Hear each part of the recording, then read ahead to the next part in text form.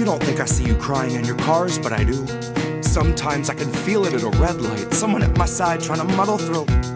See them wiping their eyes in their rear view, like black hole sun in the sky. Why the fuck won't you come when I need you? Well, this moment in time is as close as we'll be and as far as I'll meet you. Two windows in between us, new moon in the house of Venus. One stranger who sees you and reads your features knows that your alibi might be tight, but it's not quite leak-proof. So if you're sitting at the light and you're crying in your car, just know that I see you. And it's a 50-50 that I'm bloodshot, gun-shy, once bitten, twice tried, ribs pried wide to the sky till I'm see-through. That's you, in case you don't recognize yourself.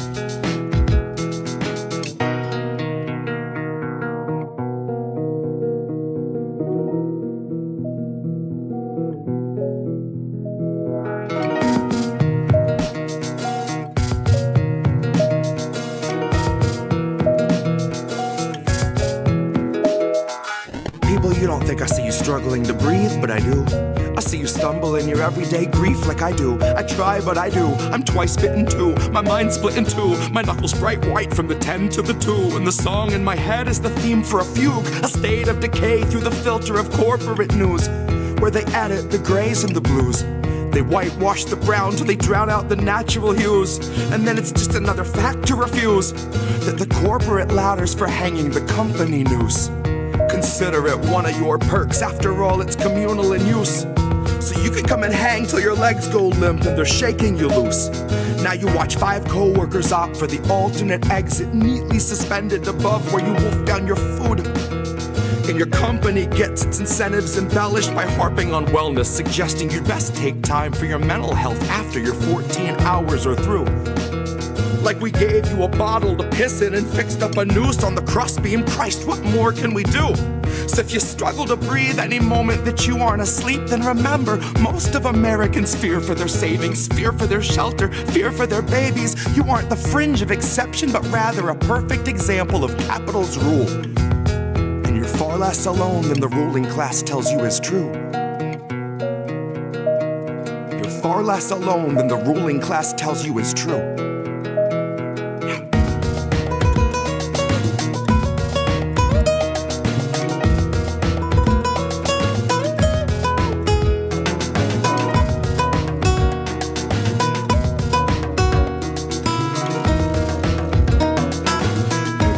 I see you crying in your cars, but I do.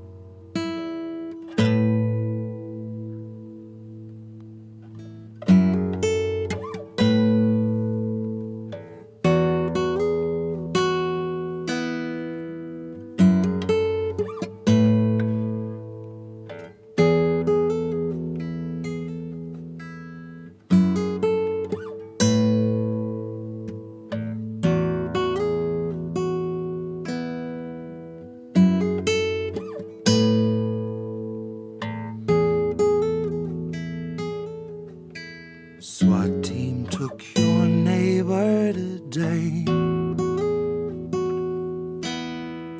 Watched them as they walked him away.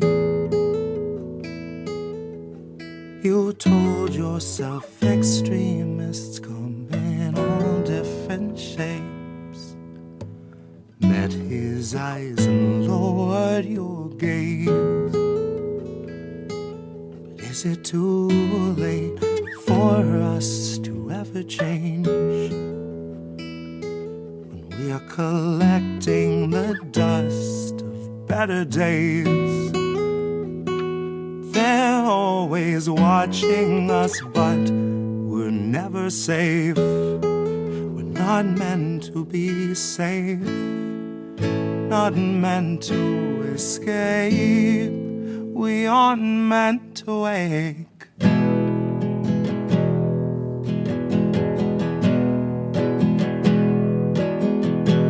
Sheriff stopped your daughter today.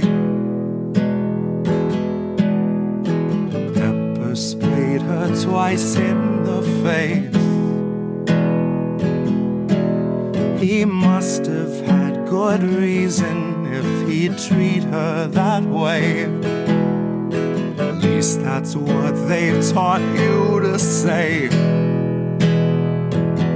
But is it too late for us to ever change? Once we're collecting the dust of better days, they're always watching us, but we're never safe. We're not meant to feel safe, not meant to escape. We aren't meant to wake.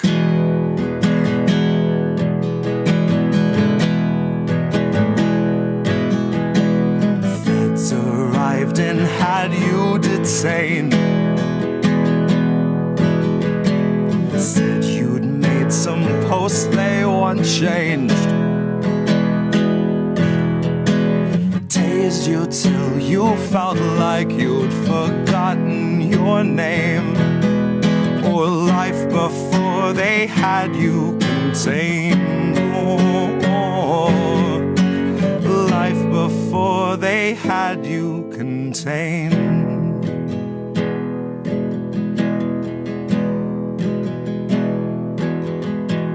SWAT team took your neighbor today.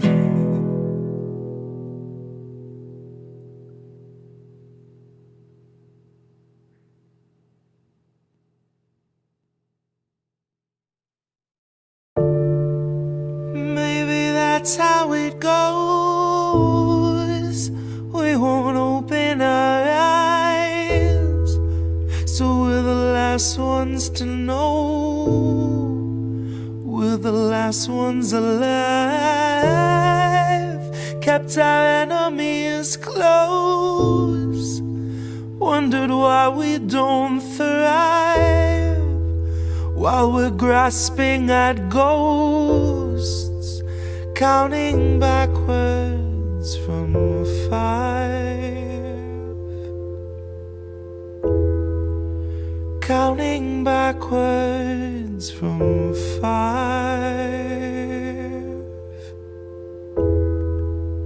Counting backwards from 5. Count back from 5. The theater on fire, the cast on strike. The studio stock starts taking a dive. The contracts tossed and they're gone with the tide. The heads and execs, their hands are tied. We can't pump this dreck and treat you right. But what do you expect from the industry type who survive by the leeching of bodies and minds? From those who original thoughts never seem to find. So they're gonna reboot ALF before your wages rise. And it gives cause to pause and reflect on the times. If they're losing control of their fools and their mimes, when all those obedient actors who grew their careers by averting their eyes are now holding the line, along with the authors of countless scripts that strengthen the hand of that corporate grip, squeezing our throats till we take the pen and we accept and consent to the corporate drip. Till you're all up to date on your pharma du jour, till you got a healthy support for the war on your lips. And now you know that the advertisers need more than a rerun summer full of flashback clips. Enter the scans from the year before, all the days of de-aging and mapping the face, and the hours of actors recording their voices are links in the chains that will bind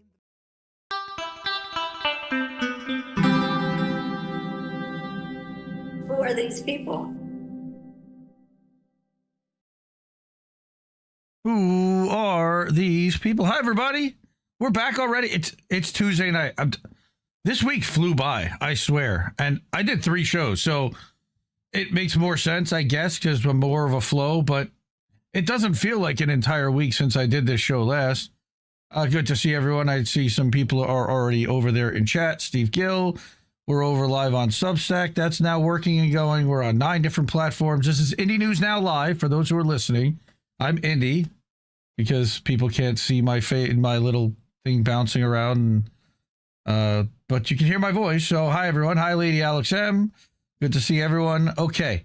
I got a long show. I got a lot for tonight. I wanted to first talk about an activist, or I mean, I wouldn't even call her an activist, but she's been turned into an activist because she lost her job over her activism, but she was on the flotilla. I mean, she's an activist.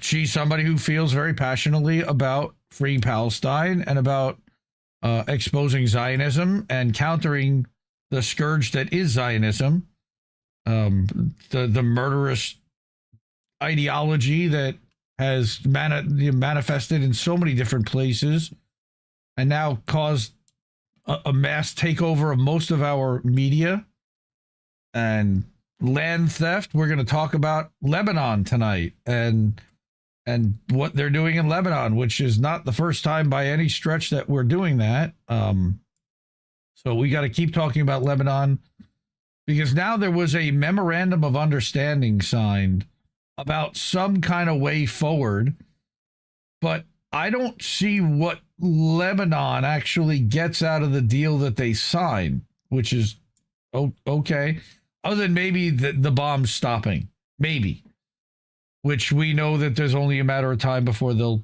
start dropping them again. Then there's what's happening in Gaza. I didn't even talk about anything having to do with Iran this week. But now the ethnic cleansing plan for Gaza is moving forward. They're talking about building settlements, and I'm going to get into that later. And then we're going to talk about the earthquake in Venezuela, the Ring of Fire series of earthquakes, and apparently there was yet another one today in California. There's a lot of seismic activity happening underground right now. A lot of conspiracy theorists seem to believe that it is being orchestrated by somebody. I don't know if I believe that. I don't know. I think that, a lot of places have been sitting on a lot of shifting plates for a long time that haven't shifted. And now you have world wars and bombs being dropped and things happening all over the place. Could it certainly invite more tectonic activity? Certainly. Are there machines that can alter this? Yes. Why they would want to cause an earthquake in certain places, I have no idea, because you have no idea how that's going to end up playing out in the end. So I don't think anybody actually is inviting the potential for an earthquake. I just, even if there are weather manipulation, sound manipulation, whatever it is, I never thought that it was actually the intent to cause that and to cause massive destruction and death worldwide. They're in to a large concentrated area. And don't forget the fact that country, Venezuela, is sanctioned. So that makes it even more difficult to get aid in and out. And their leader was effectively kidnapped in January. So they have an acting president, but the acting president isn't the person that was chosen by the people. They were installed by Trump and are working alongside the Trump administration. And, now the rumor, not the rumor, but the narrative that's going in is it's only Israel that's going to help, which is A, not true. And B, maybe it's because of the sanctions that they're not letting anybody else deliver any kind of aid, because they weren't letting them deliver aid before the earthquakes, remember.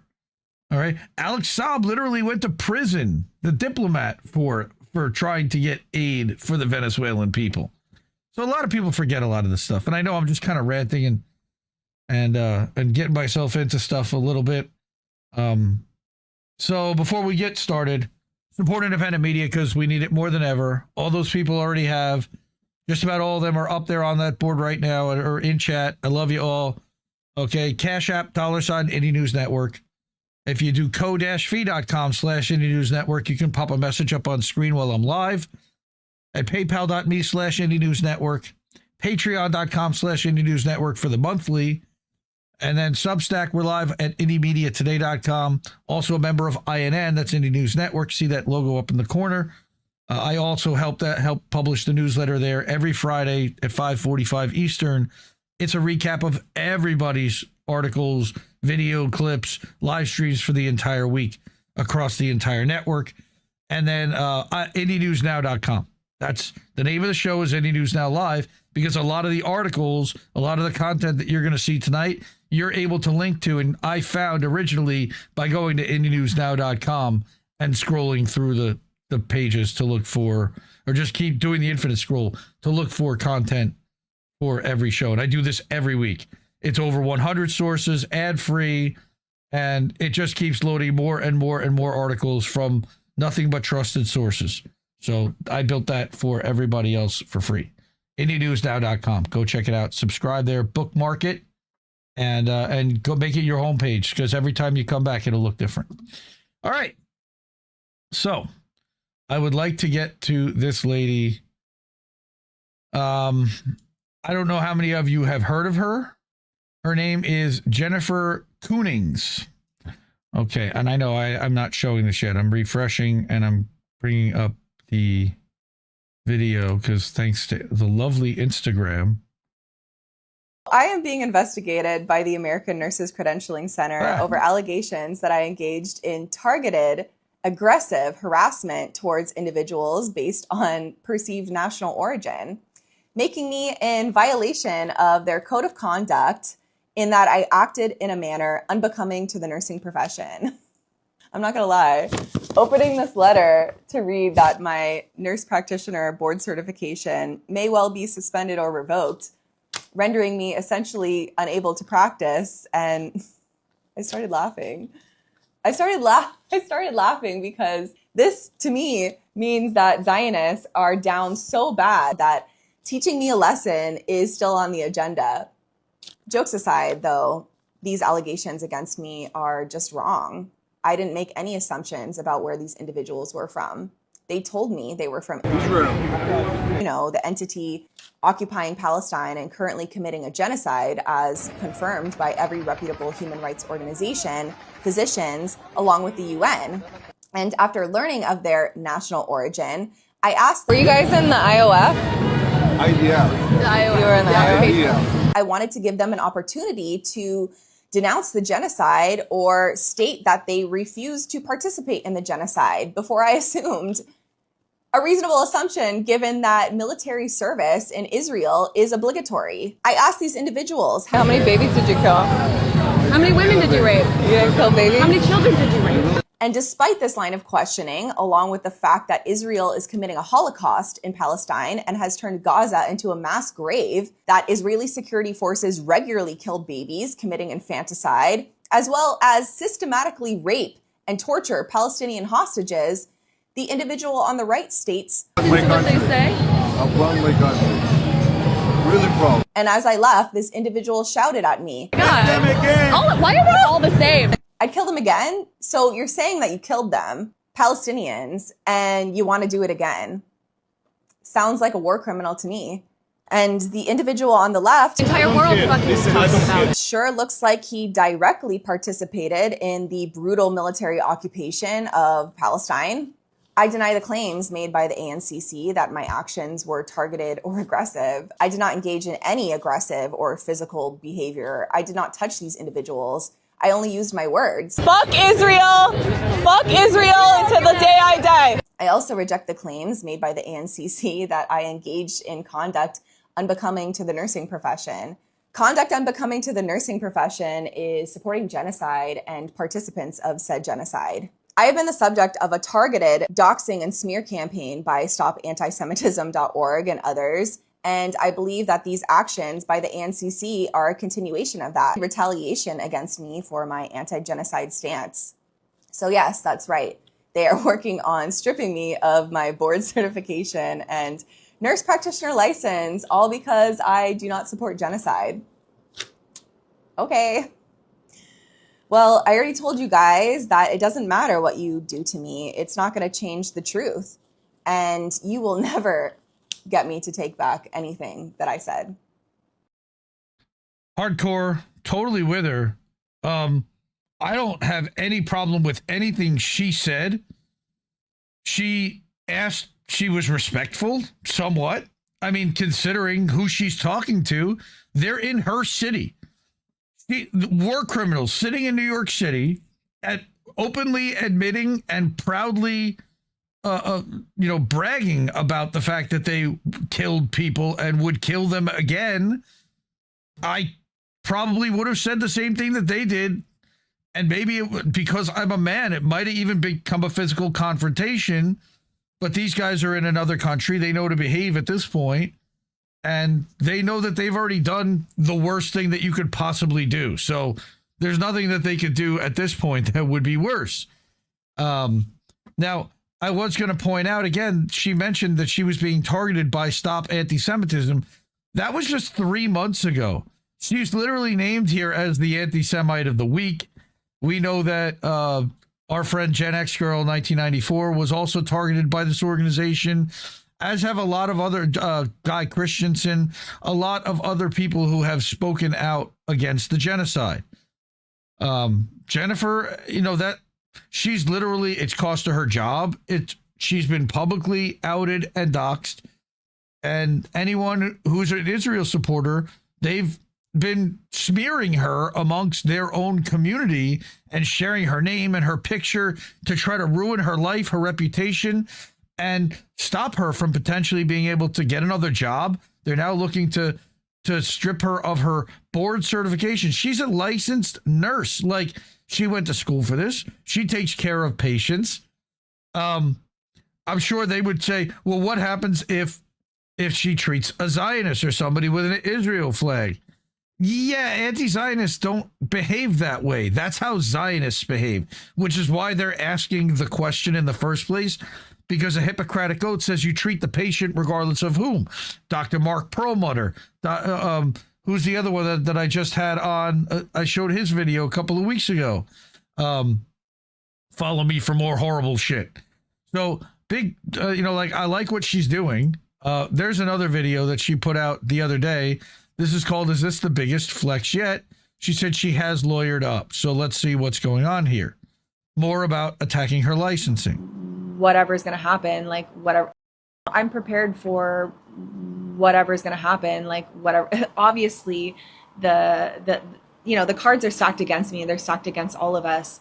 It doesn't mean I'm not going to fight for this and fight for what's right. But even... if they do manage to take this from me, and obviously whatever investigation or processes they have, it's not fair. It's completely biased. They have already made up their mind about me and what's going to happen. I'm sure of it. But if they did take my board certification and my license, like I don't know. I think like immediately I would like flex that like they're so like obsessed with me. Like, you guys don't have anything else more important on the agenda aside for coming after someone whose story nobody's even talking about anymore, because that was like 3 months ago at this point. Like, it's the news cycle has came and went like thousands of times by now. Like, it's so like springtime, and you're going to put it in the news again. You're going to make me an even bigger deal. You're going to, if you take my license and my board certification, I think that's going to be the first time in the US that would happen to a provider, like regarding Palestine. So I think that would be a pretty big flex, actually. It might be a pretty big flex, but it's really pretty big fucked up. And they don't forget. They don't just move on. They sit and they wait, and they have the money and the time and the resources to kind of wait you out. And the minute that you breathe and that you sit down and you rest, they're going to pounce and they're going to come after you with everything they have. And it sucks, because all she's doing is speaking out against people who are murdering babies with U.S. bombs, our tax money, quote unquote, sorry MMTers, but it's U.S. tax dollars that most of us don't approve of being used to destroy entire areas of the world, murder people that didn't do anything to deserve that whatsoever. Not that, I mean, and these are the people that end up punished. All right, just like what we're going to see later with the prairie land people. Okay, here now let's go back. This is her Instagram page. Okay, at _ Jennifer Kings. So go follow her over here. There's a bunch of videos. She actually just recently did a video with Mint Press News. She's been published in Covert Action magazine in the past. She's now been pushed out to where we are, the fringes. Nobody else wants to actually, she is inconvenient to the narrative. A American, well-spoken healthcare provider who is vehemently against what Israel has been doing. Okay, terminated from her sexual assault forensic examiner position due to her anti-genocide stance. Now, I believe she worked for Mount Sinai Hospital. Of all places you're going to go work, I don't know if I would necessarily think that a hospital named after, a biblical place like that would be necessarily where I would go. Here is the targeting by Stop Anti-Semitism. You can see there, that is a tweet where they made from her video where she was interviewing IDF soldiers in Times Square. I mean, they're there. She's perfectly within her rights to ask them questions. All right, here's her asking doing a man on the street react. Right, so she's been doing reporting, which partly has to happen because they've taken her job. She has no other source of income now. And now what they're going to end up doing, I'm guessing, is demonetizing her stuff over hate speech or insensitive, whatever you want to call it, triggering words. And, I feel for this woman, really, because I can't even imagine what it must be like to have the entire lobby come at you with the full force and try to ruin your life. Now, recently, also, there was a whole hubbub just before the last primary election where the current representative, Dan Goldman from Goldman Sachs, he was running against another Zionist, but someone who had spoken out against the genocide, Brad Lander, and Goldman went to some coffee shop, Poetica in Brooklyn, and they basically said, we don't want to serve Zionists here. And he used it as, oh, well, you just hate Jews. But that, of course, wasn't the problem. The problem was genocide supporters. They don't want to serve known genocide funders and supporters like the congressman that is a vehement, rabid Israel supporter. That's what's going on. So then they tried to use that as a wedge. She went there to basically prove that they were not against Jews whatsoever. Again, that was a video that happened a couple of weeks ago, 5 days ago. For an answer. It's very rapey. Always. Always. Right over here. You guys don't know how to take no for an answer. Yeah. I don't. I don't, he says. I don't.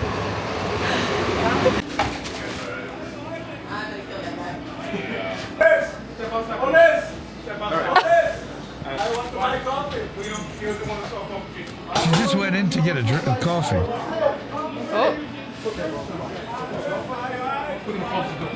Okay, so this is Poetica Coffee Shop.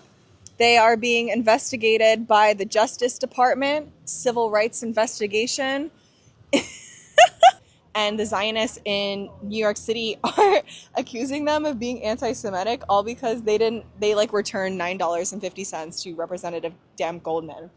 But come support this coffee shop. It is really good coffee, and they don't support baby killers, so we got to support them. They don't want to serve to you. They don't want to serve to you. No, they don't. It's a private business. This is how Zionists are. They don't take no for an answer. Unbelievable. No, they don't take no for an answer. And if you try to tell them no, then they'll bomb your house, take your house. She's actually done an entire story.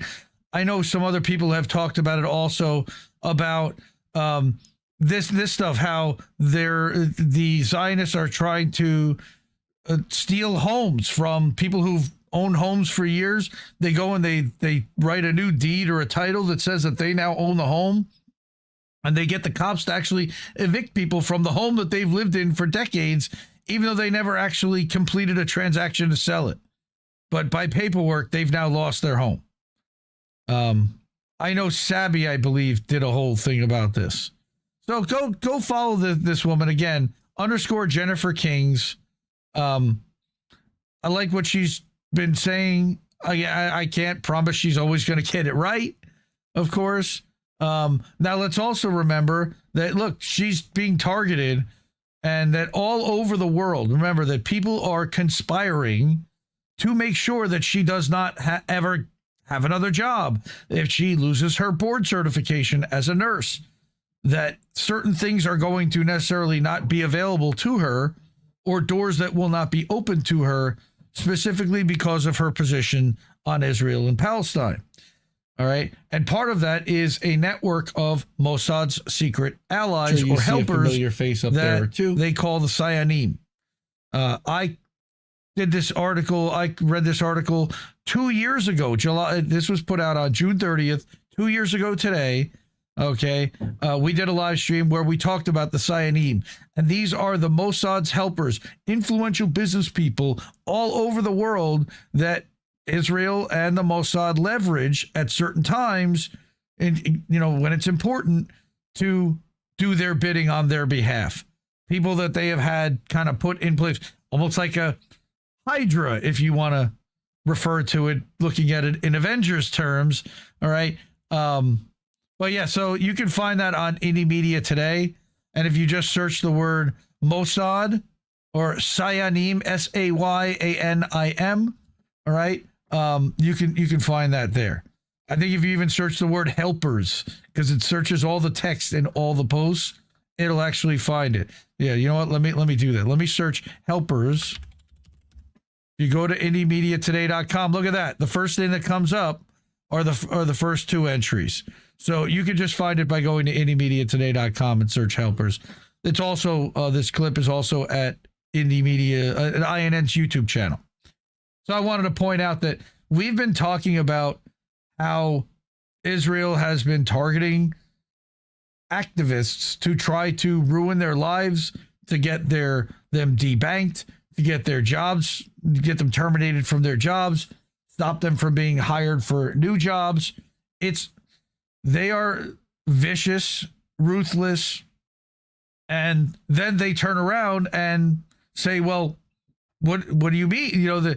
They play the victim. Well, how can you play the victim when you are that kind of level of aggressor? It's duplicitous. But what else are you going to say? Okay. That was an interesting piece. Again, it's a great story. YouTube isn't the place for it. I agree. Oh, okay. Oh, that's literally saying that he got arrested for being double parked. All right. You need empathy for some jobs like nursing or teaching, where listening and understanding are kind of important, but our system is about checking boxes properly. Agreed. All right. And yeah. So I feel bad for this lady. She knew what she was getting into when she started advocating for Palestinians, but these are patients. These are people. And Hippocratic Oath says, do no harm. So as a nurse, shouldn't she be advocating for not bombing children? And shouldn't the opposite be the people that end up being prosecuted? I mean, I covered the British doctor who said that he wouldn't treat a Palestinian person, and that he still got his license. Dr. Rameh Adwan, who's been sanctioned 9 times, and had her license suspended multiple times in the UK over very similar stuff. That's why I'm worried about what's going to happen to Jennifer. Right. They're targeting journalists. They're targeting women. They're targeting children in Lebanon too. Right. Do you think they're going to stop at making sure that healthcare providers that advocate for Palestinian life are going to continue to be able to practice without, I hope they should be, but it seems that there is a concerted effort to try to stop this from happening, which is horrifying and terrible. Hello to everybody over on Substack. Good to see you all. Again, support independent media because we need it more than ever. Support people like Jennifer. If you search her name, if you Google Jennifer Koonings' name, Koonings, all you will see on the first multiple pages of Google are smear campaigns against her, calling her an anti-Semite, calling her saying what she was doing was hate speech.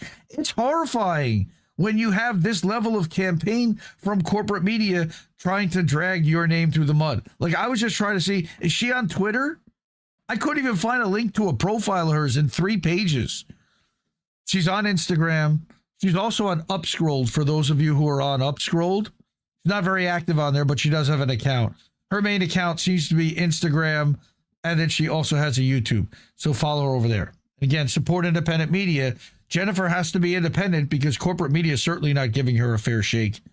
All right. The people who've already done that have supported INN. I really appreciate that. Ways to do that: Cash App, $ Indie News Network, ko-fi.com/Indie News Network, paypal.me/Indie News Network. Do that as friends and family. At patreon.com/Indie News Network for monthlies. Substack.com. You can do that at Indie Media Today on Substack or at INNnewsletter.com, also on Substack. Either one you can do monthly or annually. Finally, we've got IndieNewsNow.com. It's the name of the show. That's because it's also the name of a news aggregator website that I built that brings in RSS feeds 24/7 from over 100 different providers, including Middle East Monitor and Anti-War News and, I'm blanking, The Dissident and Rania Kalik, and I'm just looking at tonight's lineup, the Brockovich Report and Sludge, all of these different incredible outlets, Arturo Dominguez at Decolonized Journalism, Dissent in Bloom. You'll find all of their articles whenever they're published, immediately a link to them at IndieNewsNow.com. So again, bookmark that and make sure that's your homepage. So whenever you load up a new browser, you get to see it and you get to see what the latest news is. All right. I broke up tonight's Fuck Israel segment. I mean, technically that was the beginning of it because Israel is what's causing. Hey, Antiwar.com original. Check that out. Welcome, Anti. I love you guys. You guys are the best. Indie Media Award honoree, Antiwar.com. What an honor to have you guys at our stream. We love you guys. You're Mount Rushmore, best of the best of the best. One of the outlets that I rely on the most, and not just me, but all of the INN shows, for, accurate, kind of down the middle content, matter-of-factly reporting on what's actually happening without the pro-Israel corporate media spin. And today that's so rare to find. And it's, I deeply appreciate everybody over there, from Scott Horton to Dave DeCamp, Kyle Anzalone, Jason Ditz, and our friend Angela Keaton, who runs the Anti-War News account. I love everybody over there. They're just what an outstanding group of people, really. Okay. Before I get to Fuck Israel segment, I did break it up into multiples. So the first one was about Jennifer. Then we're going to get to, in a little bit, we'll get to talking about Gaza, and we're going to get to talk about Lebanon. But first, I almost forgot. I did want to talk about Venezuela and the earthquakes. So the first thing is this happened on Sunday, right? The 25th was Thursday. 6 powerful earthquakes happened in less than 24 hours. All right. And new continent release coming soon. That's funny. But 6-9, 5-6, 7-2, 7-5, back to back in Venezuela. And let's not forget that in the Philippines and in New Guinea, this is called the Ring of Fire, which I am learning all about. But these are all on tectonic plate lines that have been expected to be shifting. And, people have been talking about the big one in California my entire life, that it hasn't happened. Is it now because of all of the bombs that are being dropped elsewhere around the world, is that affecting the Earth at its core and shaking the vibrational stuff of the planet that's then moving those plates enough that they're causing it? I don't know. I don't. And I'm not a geologist. I'm not a seismic geologist. And I don't want to speculate about it. But what I did want to do was point out that you did have 6 earthquakes in a 24-hour period of at least a 4.9 Richter scale of seismic activity, which is unusual to say the least. All right. And what we're going to talk about are the 2 that hit Venezuela, because they were really bad for Venezuela.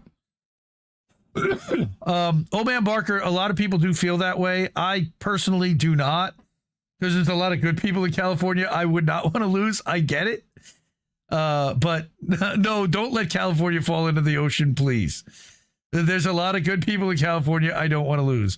Stargazer Steph, how are you? Welcome back. Welcome to the stream. How are you? You're over on Twitch right now, it looks like. Cool. So, yes, we are live over on Twitch. Good. Echo, echo, echo. Is there an echo? I hope not. Maybe you've got me open in 2 browsers, or do I have me open in 2 browsers? Nobody told me I'm echoing. So, we got people over on Rumble. I see Naybones is over there. What's up? I saw Nature Boy's over there. Nature Boy does a live stream every Friday night on his channel, Rumble, on the AM Wake Up channel as well. He does interesting interviews with some people. I was on there last year. Okay, so getting back to the earthquakes, Venezuela, holy crap. So what happened in Venezuela? So the first thing is I do want to mention, and I like this woman, Camila Escalante. She's with Costashoe News, I believe now. She's on the ground. So she said the stories out of La Guaira are inconceivable. There are ways of responsibly informing and utilizing social media. Many people will use their platforms for careless dissemination of false information and reckless destructive takes. It's not just analysis and opinion. In the Anglosphere, it's easy to speak without realizing you're contributing to larger engineered information operations, which is why I'm going to be very careful about what I share tonight. Members of the Venezuelan military and their families find themselves victims of the earthquake and are among the dead. State and government employees and their families are among the missing and dead. Everyone is affected. It's a critical and sensitive time.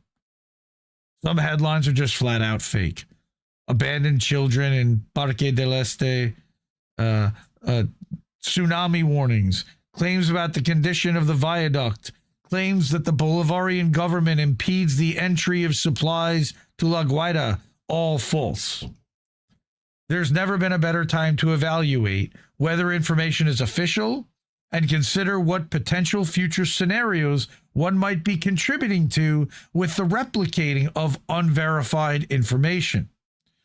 Contributing to widespread panic, outrage, and division is particularly dangerous and could cost more lives in the end.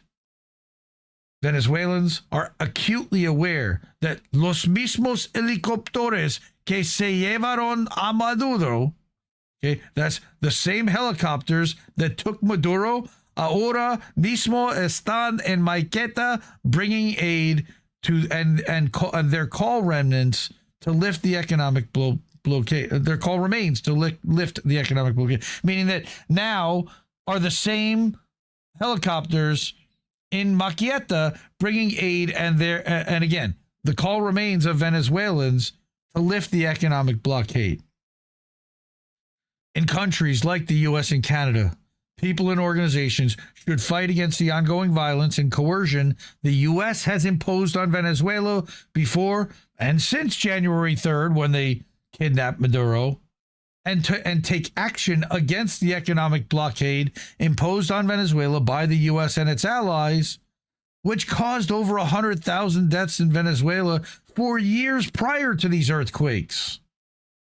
The demonic imperialist enemy of humanity remains the same and must be stopped. This reminds me again of the article I read last week from BetBeat Media, got put out as its own individual clip yesterday on Indie Media Today, which is that it's not the Jews, it's imperialism.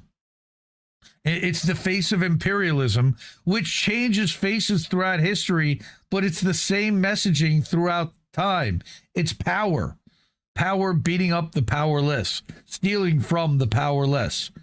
And be careful of spreading misinformation because you may be doing the bidding of the powerful without intending to do so by spreading stuff that they want put out there but isn't true or accurate. So, someone who I do trust to get it right and to not spread misinformation, Alan McLeod. More than 1,400 people are confirmed killed by the earthquakes already, with tens of thousands of more still not accounted for. Again, that was 3 days after the earthquake happened. Earthquake happened on the 25th. This is on June 28th in the middle of the afternoon. The U.S. has over 900 sanctions in force against Venezuela, greatly hindering relief efforts. All true. Buildings fallen over, toppled, collapsed. There it is from like a drone overhead shot, and you can see just the amount of destruction. The amount of buildings that were knocked down there and partial collapse there.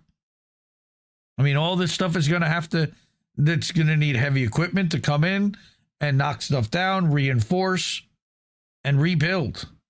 That's going to take a ton money, resources, and I'm sure the billionaires that donate to the Trump administration are licking their chops right now because this is all waterfront property. Take a look.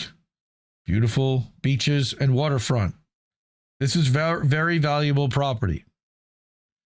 All right. Here, Starlink Mobile providing free connectivity to customers in La Guaira region. They do this partly because of surveillance. They then get to monitor all of the activity, all the internet activity that's coming out of the country. Yes, Laura Moreno over on Substack looks like Gaza. Only actually there's buildings standing, so not quite. But yes, but this is not the result of bombs. This is the result of an earthquake. This is a natural disaster. How natural is a lot to be questioned. So now when I wanted to read like kind of from the lefty perspective, what's going on here. So I went to one of the outlets that I trust the most, which is Left Voice, another Indie Media Award honoree for outstanding coverage. This is from La Izquierda Diario. Okay. Otto Fors. I've brought a lot of his articles over the last 4 or 5 years to my shows. I trust his reporting, and his analysis here is again that earthquakes in Venezuela show the consequences of state neglect, social inequality, and imperialism. Now, this is not necessarily the most fluffy towards Maduro either. The Trots were not such a big fan of Chavism. But what it says is back-to-back earthquakes in northern Venezuela have caused hundreds of deaths and devastation, now over 1,000. They've also revealed the consequences of state neglect, social inequality, and imperialism. So, what do we mean here? Look at that. God.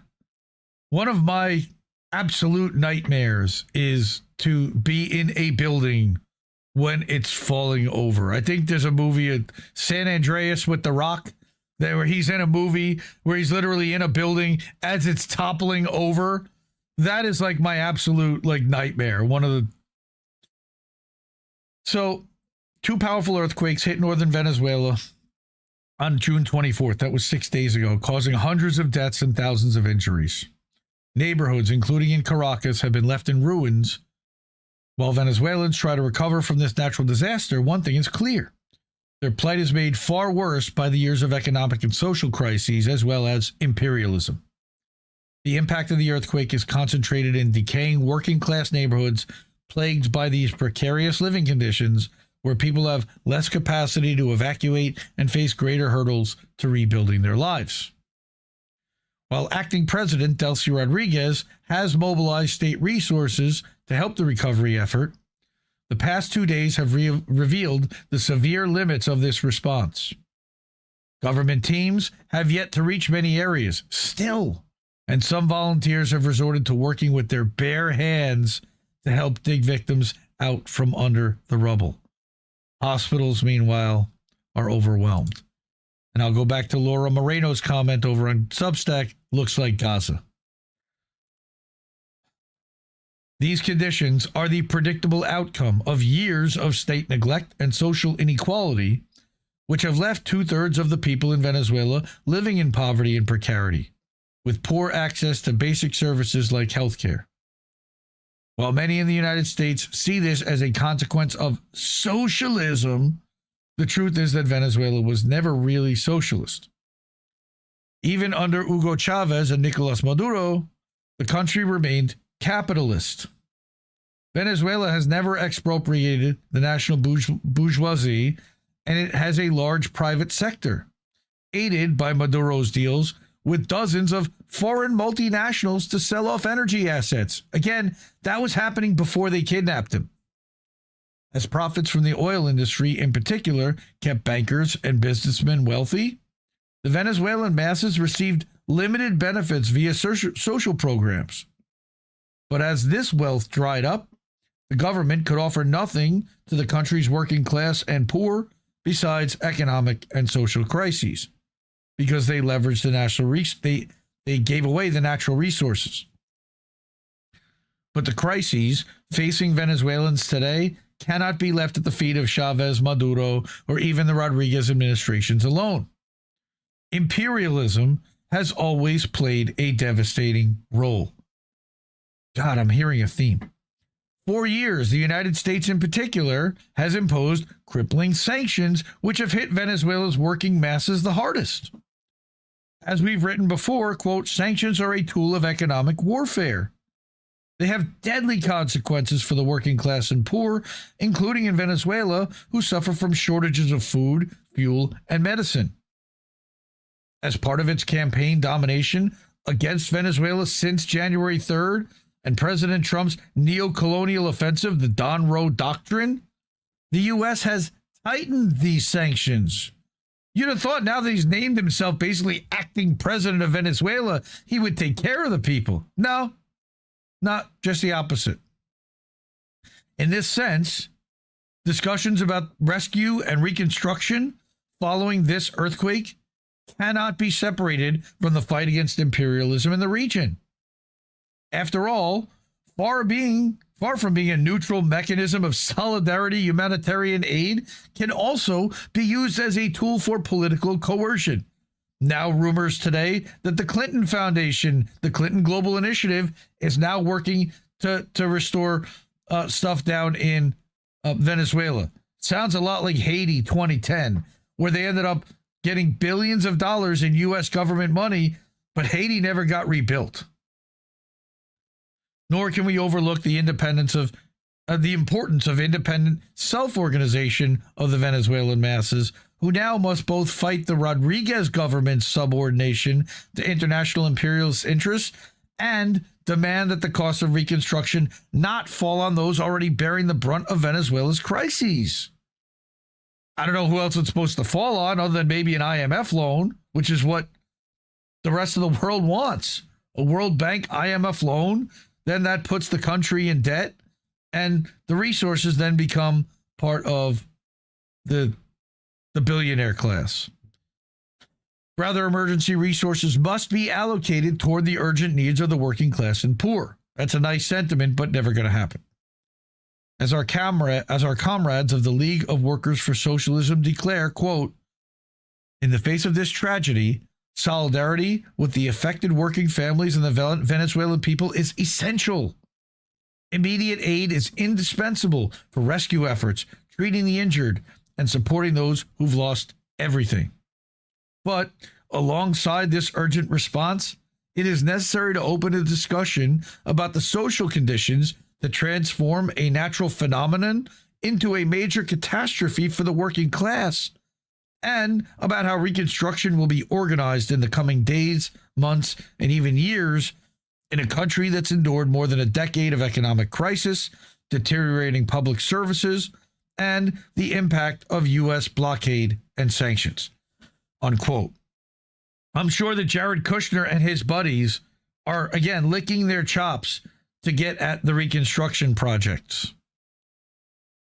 So that was a really good article by Otto Fors that lays out at a very high level kind of what this is. Now, there's a couple of more details in this World Socialist website article. I was not such a fan of this because I think it jumps around a little bit. All right, but it also does the same thing in blaming imperialism. All right, this was published 2 days ago. There's another image of people, community workers all working together to try to get people out of collapsed buildings and then handing victims from person to person to person a line of, because they don't have ambulances, stretchers. It looks like they're very limited in what they have available to them. Right. So I'll read the first couple of paragraphs and then I want to read the end of this and then comment. But the double earthquakes that struck Venezuela on June 24th have exposed a massive crime by U.S. imperialism. 6 months ago, the U.S. invaded the country, abducted its president, and reduced his government to a puppet of Washington to seize its oil. Having occupied Venezuela and declared itself the power directing policies there, Washington now bears direct responsibility for the catastrophe and for the criminal refusal to answer it. The invasion, the removal of Maduro, and the chaos and disorganization into which they've now thrown the country are a major factor in the catastrophic response to the earthquake. Would the response efforts have been different had Maduro been there as president and orchestrated this and led this? My guess would have been yes. How much different? I'm not sure. He would have been much more publicly asking for help from the international community. I haven't really heard Delcy Rodriguez doing that, but I haven't really been paying that close attention. Again, this followed years of economic sabotage that already crippled the country's hospitals, power grid, and ability to support the most basic supplies. Trump admin has exploited the disaster to deepen its control over Venezuela, sending warships, transport planes, and troops to take over the airport while families dig through concrete with their bare hands. Why are they taking over the airport? By Sunday, the confirmed death toll had risen to 1,430, and the UN Humanitarian Office cited unconfirmed reports that up to 50,000 people may be missing.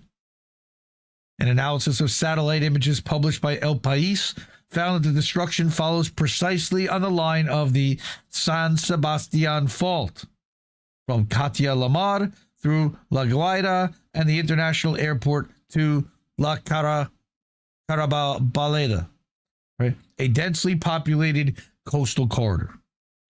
Decades of warnings about a catastrophic seismic hazard and the need to rebuild or reinforce buildings according to Northern engineering standards went entirely unheeded.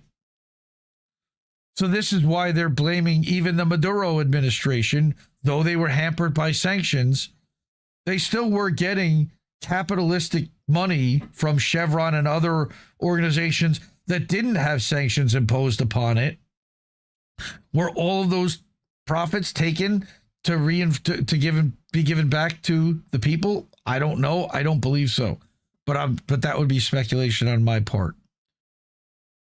4 days after the earthquake, families are still digging through reinforced concrete with machetes, crowbars, hydraulic car jacks, and bare hands. Rescuers report hearing children crying beneath the rubble until the sounds stop amid the unbearable smell of corpses. Child survivors arrive at hospitals alone, identified only by adhesive tape with their names on their wrists, while hospitals and morgues overflow with victims. Again, like I saw that comment earlier and I put up from Laura, looks like Gaza. Or like Gaza did initially after they started bombing, initially. No machinery has arrived, nothing. We're without power, without water. The apartment blocks have begged to be evacuated because the damage is so severe. Nobody's come to tell us anything about shelter. Here, everything is up to the neighbors. Among those presumed dead are an entire flight load of deportees who arrived on a plane from the United States the morning of the quakes. Of the 147 sent back on the flight, only 12 survivors were found after their hotel collapsed. That's a story I haven't heard anywhere, by the way. The thousands who've died are not merely victims of a natural catastrophe. The decrepit state of Venezuela's housing stock, the collapse of its healthcare system, the degradation of its electrical grid, and the incapacity of the state to organize any meaningful emergency response are the product of the semi-colonial oppression of Venezuela by U.S. imperialism that goes back more than 100 years to 1902, 1903.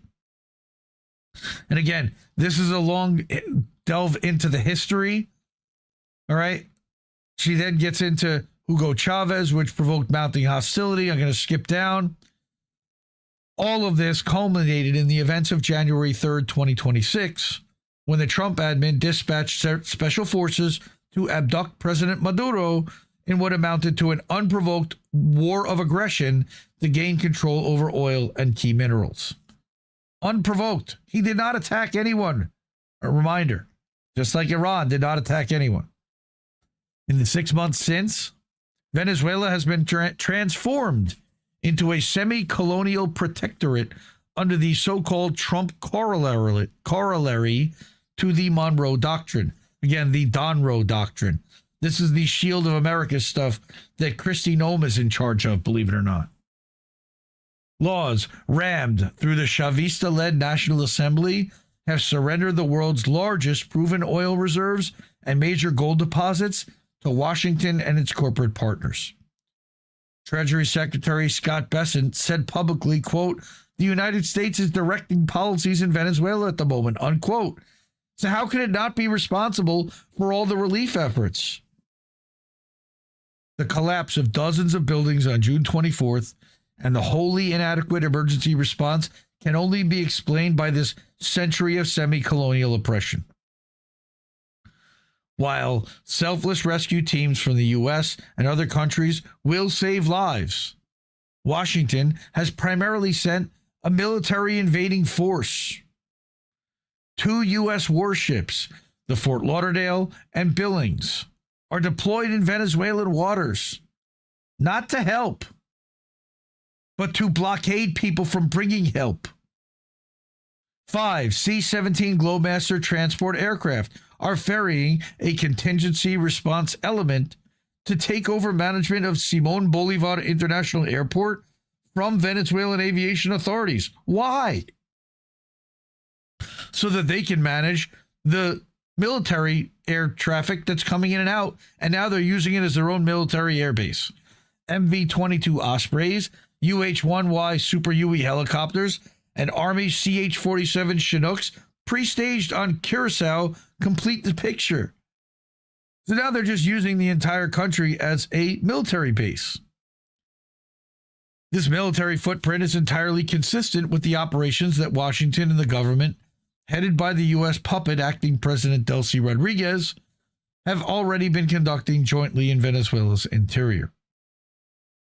U.S. and Venezuelan forces have bombed and swept through the gold and coltan mining zones of the Orinoco Arc to clear informal miners and secure control by the mining transnationals.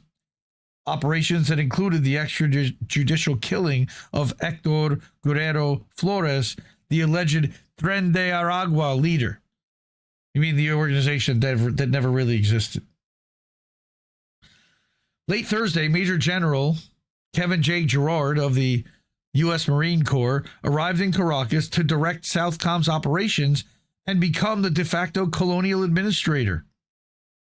Rodriguez, in turn, appointed Major General Juan Ernesto Zulbarán Quintero of the Bolivarian National Guard as sole authority for the emergency. So now you got 2 guys that are basically running the country, and she's not one of the people. The disaster zone, covering the Caracas metropolitan and surrounding areas, is under military command 6 months after a U.S. invasion.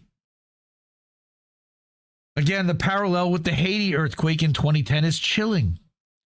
Then, Washington exploited a catastrophic earthquake to deploy 20,000 troops seized control of the Port-au-Prince airport and imposed direct military administration over a country it had dominated for a century. Relief planes from Doctors Without Borders carrying desperately needed medical equipment were turned away from the U.S.-controlled airport while patients died. The mission wasn't rescue, it was occupation.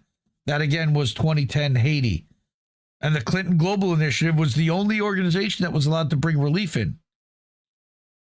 The political analyst Ricardo Rios of the Caracas consultancy firm Poder e Estrategia stated what bourgeois commentators rarely acknowledge so plainly. The earthquake is, quote, going to be very well exploited to increase the presence for the United States and its control over Venezuela, and also for Rodriguez to lean on the United States as her primary ally, which is exactly what they want. That's exactly where they want Venezuela. Trump himself provided the most revealing statement of colonial arrogance. In a speech following the earthquake, the would-be U.S. Führer declared, quote, Venezuela's been fantastic. We have a great relationship, right? It was a one-day war. We hit them so hard, and now we've taken out millions of barrels of oil, millions of barrels, and we've paid for the war many times over. It's a happy country again. Jesus Christ. Really? A happy country again. Okay, the people are happy. They're dancing in the streets. No, they're protesting in the streets, you idiot. Thank you very much. That's really nice. Thank you. Prior to the U.S. invasion, Venezuela's economy had contracted by roughly 80% in a decade. They're dancing in the streets, driving more than 8 million people to flee the country and leading to all of the deportations on top of it. The sanctions regime maintained across Democratic and Republican administrations alike killed far more Venezuelans through deliberate economic deprivation and set the stage for the disaster following Wednesday's earthquakes. The dead of La Guaira and Caracas are also the victims of the historic bankruptcy of bourgeois nationalism and its Bolivarian variant. Again, don't know if I agree with this part, but the Chavista governments of Hugo Chavez, Nicolas Maduro, and now Rodriguez held power for nearly 3 decades, presiding over one of the greatest surges in oil revenue in history. They proclaimed a Bolivarian revolution and socialism of the 21st century, yet the concrete and adobe apartment blocks that pancaked on Wednesday night, many of them rebuilt after the 1999 Vargas catastrophe without seismic engineering, stand as the monument to what that version of quote-unquote socialism, that reminds me of almost democratic socialism. It's socialism with capitalism involved. It's socialism, capitalism with extra steps. What they actually delivered. A government genuinely placing human life first would have used those years of petroleum wealth to systematically retrofit and rebuild the country's housing stock to modern seismic codes, fortify its hospital system, and develop emergency preparedness systems capable of responding to a catastrophe that scientists had explicitly predicted. Except for sanctions. The social conditions that turned a seismic event into a mass grave were prepared by a century of imperialist plunder, decades of sanctions, and a corrupt bourgeois nationalism that subordinated the working class to the needs of Wall Street. The dead of Venezuela are the victims of class crime. Ain't no war but class war. The government's now dispatching rescue teams to Venezuela stood idly by or became directly complicit in the U.S. efforts to subdue the country through mass hunger, disease, and suffering. For years prior to this, Rosa Luxemburg, we know she's pretty famous, writing in 1902 about the eruption of Mount Pelée, which killed 40,000 in Martinique, gave eloquent expression to the character of such moments. She described the imperial powers that rushed to offer aid to the survivors after inflicting far more death over decades of oppression as weeping carnivores and beasts in Samaritans' clothing. If you've been imposing sanctions on this country for decades, and now all of a sudden you're coming in and acting as if you're a hero because you're leading relief efforts in a country that you've been actively starving for decades, you're not exactly the hero. You're a beast in Samaritan's clothing. Luxembourg concluded her essay with a vision of the upcoming reckoning, a volcano of social revolution that would sweep away the oppressive social order, after which humanity would at least confront its only true and final enemy, blind, dead nature. Earthquakes and other natural phenomena do not choose their victims. It's the social order based on capitalist profit and imperialist domination that determines who dies. The working class in Venezuela and internationally must take matters into its own hands, organizing independent rank-and-file relief committees to mobilize the resources necessary for effective rescue and humanitarian aid efforts, while demanding the expropriation of all the ill-gotten gains of U.S. corporations from the historic plundering of Venezuela and Latin America to rebuild on the basis of social equality. Yeah, I'm guessing Chevron is not going to contribute to the rebuilding of Venezuela, even though they've been looting the country for years. But that's who really should be paying. But remember, Chevron is the same company that had Steve Donziger put into house arrest for years because he challenged their poisoning people down in that region for years. And Chevron, if you watched our coverage of the Richard Medhurst analysis of the global war, is the single biggest beneficiary to all of this global energy. They've signed contracts in Venezuela. I believe they're the only American company right now that's allowed to take oil out of Venezuela is Chevron. They signed deals in the Levant, okay, to make new pipelines with Lebanon and Syria and Israel, and to replace Nord Stream 1 and Nord Stream 2. Again, follow the Richard Medhurst analysis on all of that. And again, I want to, go back to Camilla's point early, is that members of the Venezuelan military and their families also find themselves among victims of the earthquake and among the dead. State and government employees and their families too. This is not about, they're not evil people, whatever. These are victims. They're all victims of imperialism because they were living there for decades, before all of this happened, and we're living under U.S. sanctions. So we can't denigrate or speak down upon that. We have no idea what it was like to live under those kind of sanctions. So thank you to Left Voice and World Socialist website for the real lefty perspective there about the anti-imperialist side, how imperialism and sanctions are actually responsible for a lot of making this worse, exacerbating the crisis, which is what I said in the title, which is that this is all being exacerbated due to decades of sanctions. Okay. Yep, saw it on Sabby Demonic. What did we see on Sabby? I think that was the thing about Jennifer Koonings. Okay, I think I have relatives there. I hope not, but I hope they're safe if so. All right, take care, Lady Alex M. I heard state troopers were setting up checkpoints, so I got car insurance for the first time. I felt invincible, drove with a feeling of impunity. I guess, but it just means you have to pay for somebody else's shit.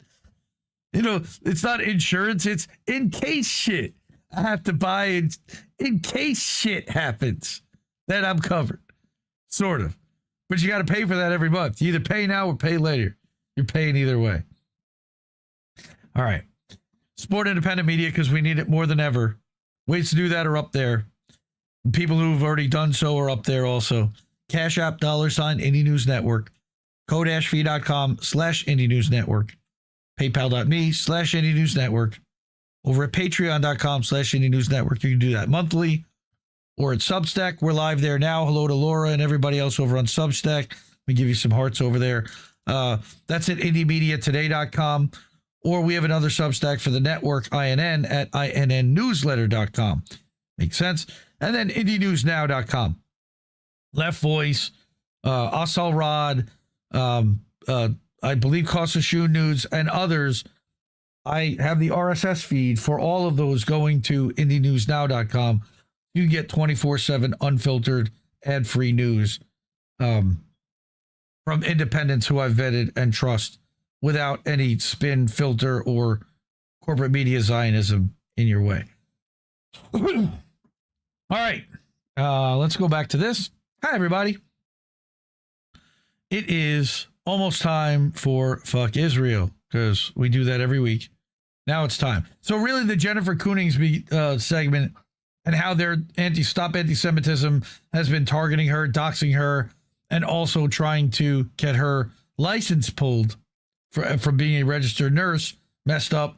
Now we're going to get into what they're doing in Gaza, and then we're going to get into what they're doing in Lebanon and what's happening in Lebanon, and try to do some kind of an analysis, because something was recently signed with Lebanon, and I want to take a look at that with Rania Khalek, who I trust her analysis as a Lebanese person with family in the region. But before that, I would like to start the Fuck Israel segment for Gaza with this gentleman, Omar Hamad. This is my town, and among all these piles of rubble, my home once stood. Israel wiped out my entire town. ככה שכונה נראית. 7 קילומטרים מהעיר שדרות. There's nothing left. זה הבית חולים, המבנה היחיד. That's what used to be a hospital, apparently.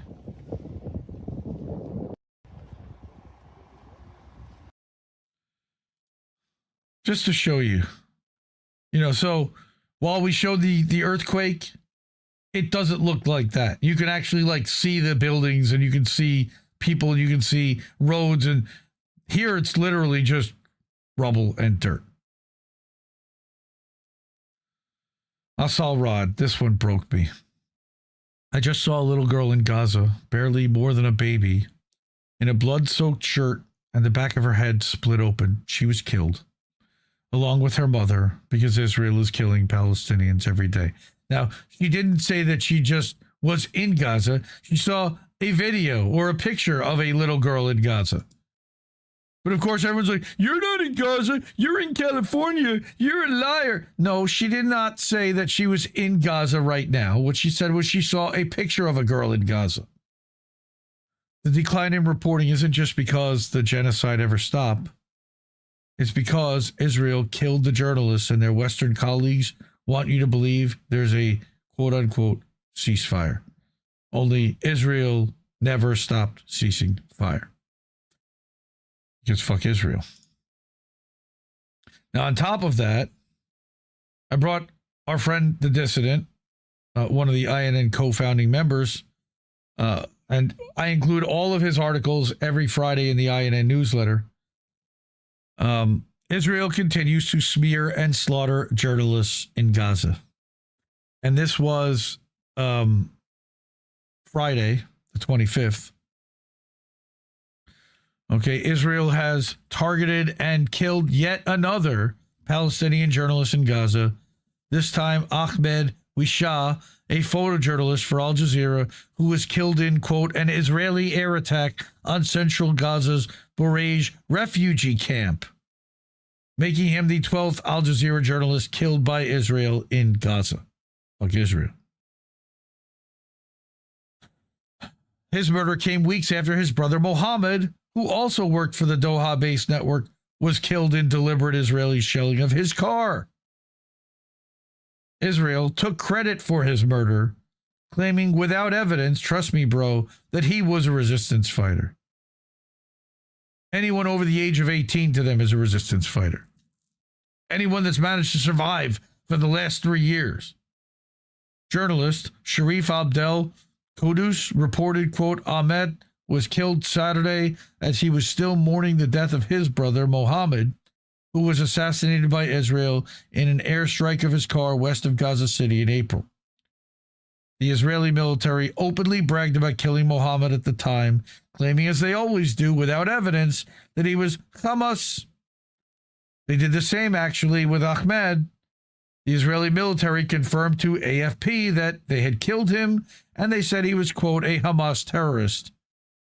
After Mohammed's death, it was Ahmed who was taking care of his late brother's children. He was taking on additional responsibilities in their family, and now he's been killed as well. In response, Al Jazeera said, quote, Al Jazeera Media Network condemns the Israeli occupation army's baseless accusations, which seek to justify its crimes against Al Jazeera journalists and cameramen in Gaza, most recently the killing of cameraman Ahmed Wishah, adding that since October of 2023, the Israeli campaign of incitement has relentlessly spread false allegations and baseless accusations against Al Jazeera staff. The network considers this smear campaign a transparent and futile effort to justify the deliberate targeting of journalists and cameramen whose only quote-unquote crime has been their courageous determination to document and expose the genocide being perpetrated by Israeli occupation forces in the Gaza Strip, and not allowing Israel to frame that narrative themselves. A repeated playbook. Indeed, Israel has a long history of falsely claiming that Palestinian journalists working for Al Jazeera were resistance fighters to justify murdering them. Israel falsely claimed that freelance journalist Hossam Shabbat was a member of Hamas after murdering him, but propagandist Jeremy Scahill confirmed that Hamas has conducted an internal audit reviewing brigade records and interviewing members, which found Hossam Shabbat was not a sniper, not in Qasem, and not affiliated with Hamas at all. He added that, quote, Hamas typically claims its fighters publicly when they're killed, but in this case they made clear Shabbat was not one of them. They're perfectly fine claiming it if Israel killed one of their fighters. The CPJ, and Reef and Colin are going to talk about just how bad the CPJ have been and how badly they're whitewashing Israel's war crimes now. The CPJ even documented that Israel repeatedly created fake documents that falsely claimed Palestinian journalists were combatants to justify their murder. They literally would put them in fake Hamas militant garb. The organization noted that Al Jazeera correspondent Ismail Al-Ghul, killed along with freelance reporter Rami Al-Rifi near Gaza City by an Israeli drone strike on July 31st, 2024, was accused by the Israeli occupation of being an engineer in the Hamas Gaza Brigade. But the fake documents put out by Israel contained contradictory information showing that Al-Ghul, born in 1997, received a Hamas military ranking in 2007, when he would have been 10 years old. The document also indicated that Al-Ghul joined Hamas's military wing in 2014 at the age of 17, and that the IDF released Al-Ghul after detaining him during the Army's March 18, 2024 raid on Al-Shifa Hospital, which Al Jazeera disproved the IDF's false claim of his affiliation with any organization. Again, even CPJ admits this. They also, again, documented YL al-Dadu's son Hamza and freelancer Mustafa Thuraya killed in an Israeli airstrike on January 7th, 2024. That was only 90 days or so after October 7th. Israel alleged that they were terrorists, quote unquote, operating a drone posing a threat to IDF soldiers. Not true. A WAPO analysis of their drone footage from that day found no indications that either man was operating anything other than a journalist that day. The available footage shows that the journalists did not film any IDF troops, aircraft, or military equipment, nor were there any indications of IDF troops in the vicinity of the area where they filmed. None of that matters. Not anymore. Not to these people. WAPO investigation also noted that both journalists, not Hamas fighters, journalists, passed through Israeli checkpoints on their way to the south early in the war, and that Dadu had been approved to leave Gaza, a rare privilege unlikely to have been granted to a known militant. Israel ran a similar smear campaign before murdering one of Al Jazeera's most well-known reporters, Anas al-Sharif, last August, releasing fake documents that all contradicted each other. Here's another receipt. Furthermore, even the Likud-connected journalist Amit Segal admitted that Anas al-Sharif was also detained by the IDF during the takeover of Shifa Hospital, but was later released, debunking claims that he was a combatant or associated with Hamas. They certainly would not have released him. Then we've got the legitimization cell. All of these smears are used by Israel to murder Palestinian journalists.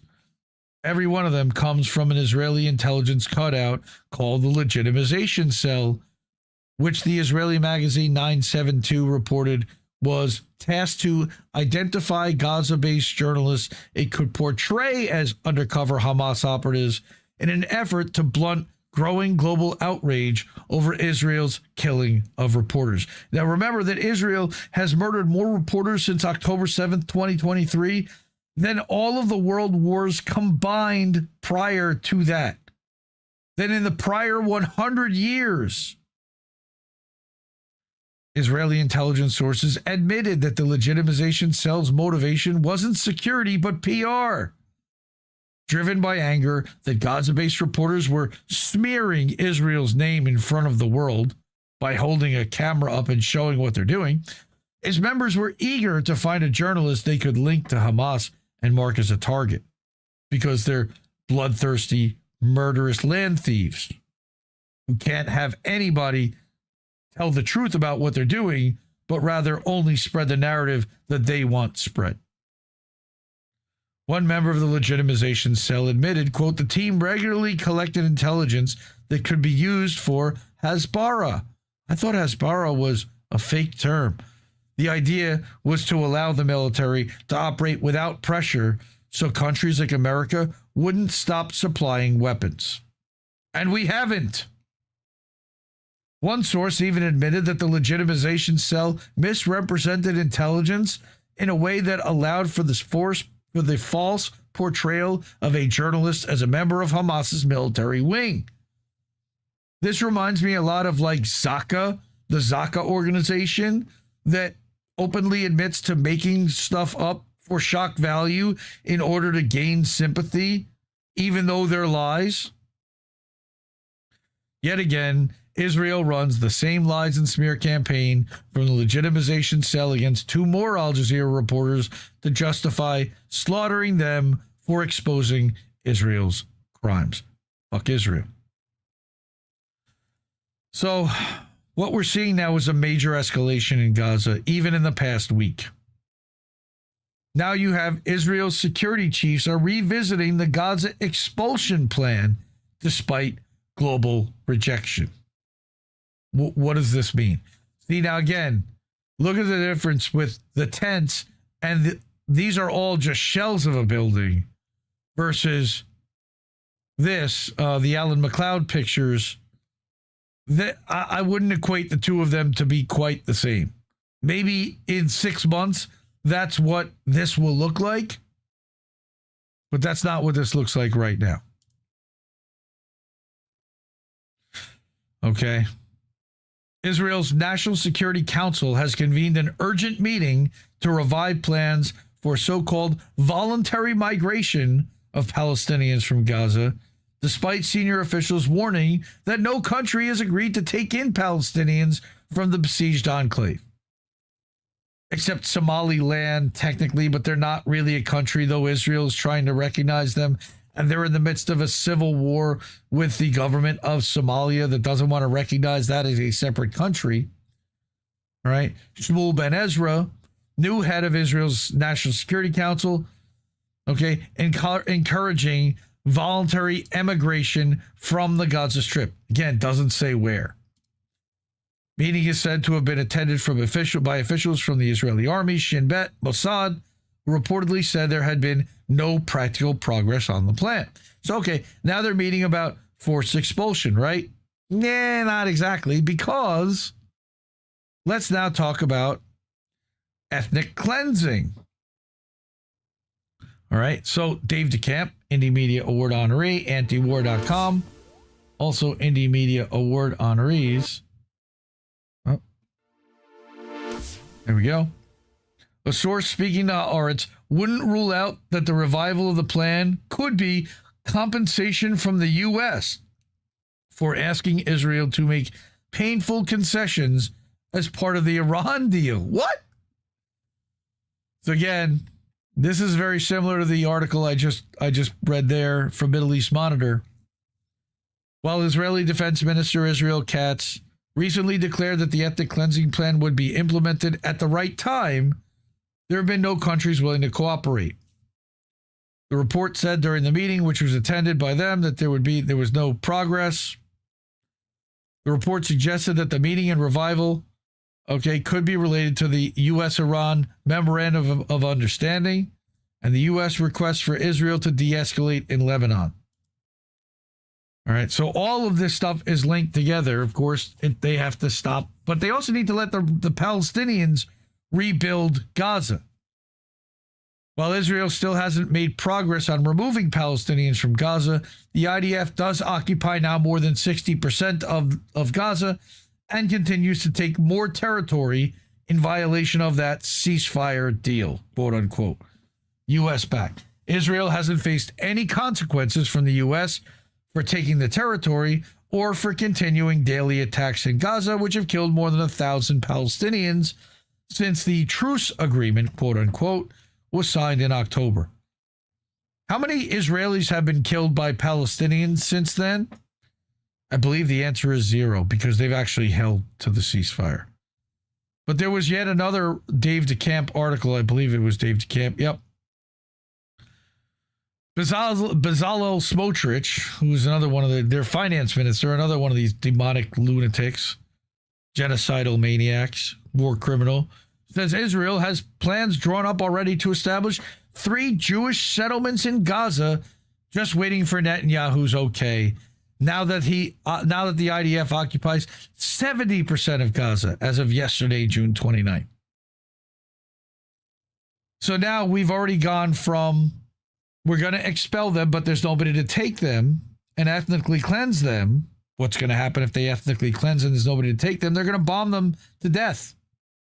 And now they're going to set up settlements on top of the bones.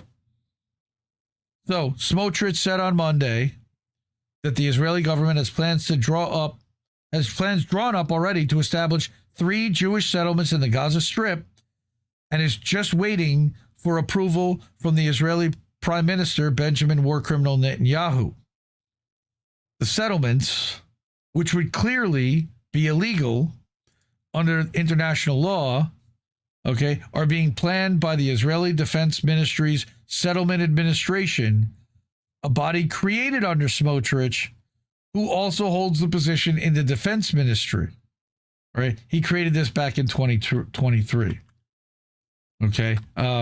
Smotrich said the administration has completed the groundwork to establish 3 settlements in the North Gaza area, which has been completely cleared now for like over a year. They blew up everything. They've leveled it to the ground. So now they're like running pipeline, they're running water, and they're going to establish their own settlement communities on top of, wow, it's just the most horrific shit you can imagine, I swear. So complete the mission and restore true security for the residents of the South. The South of what? How is that restoring true security for the residents of the South? Israeli military officials said last week that the IDF now controls 70% of Gaza. Right, we established that. a violation of the U.S.-backed ceasefire deal, okay, which left Israeli troops occupying about 53% of the Palestinian territory. The deal explicitly stated that Israel couldn't take any more territory if Hamas fulfilled its obligations under the agreement, which the group did by releasing all remaining Israeli hostages and retrieving the bodies of the deceased Israelis. Well, so again, who's not living up to their end of the bargain? Oh, right. It's exactly. Hold on. So Israeli officials claim Hamas has violated the deal by not disarming, but Hamas didn't commit to laying down its weapons under the ceasefire deal. The issues of the group's disarmament and Israel's withdrawal from Gaza were meant to be worked out in follow-up negotiations, which have been impeded by Israel's constant violations of the agreement, which have killed more than 1,000 Palestinians. They also have killed multiple negotiators and blown up any potential peace talks every time they're scheduled to happen. They don't want peace. They want all of it, and they want to kill everybody there. Smotrich said in his remarks that Israel should take more than 70% of Gaza. He wants 100% right here, right there. Netanyahu even said it last month when someone shouted that. We'll start at 70%. Smotrich's comments about settlements come as Israeli media is reporting that Israeli government officials are reviving their push for an ethnic cleansing plan to forcibly remove the Palestinian population of Gaza, which they are rebranding as a free movement plan. Yeah, but they're not getting right of free return. They can't come home to their homes. So far, Israel has failed to find any countries willing to be complicit in the effort and take in Palestinians from Gaza. But even if they did, they're not allowing them right of return. They're allowing them to become refugees, and they're not giving them a passport. They're not giving them status and the ability to travel around the world freely without any consequences or, heavily restricted. And like that's just occupation extended. Fuck these people. Fuck Israel. All right. For doing all this. Now, Jesse Jett, you all know Jesse Jett. I host a show called American Tradition with him. Back last September, I think it was last September. No, it was September of 2024. Almost 2 years ago now, he wrote a poem called A Prayer for the Promised Land. And now that the reality of that is coming to be, I want to play this piece on the show now because I feel like it's appropriate. So I'm going to give Jesse the next 5 minutes and 47 seconds, and I'm going to share that.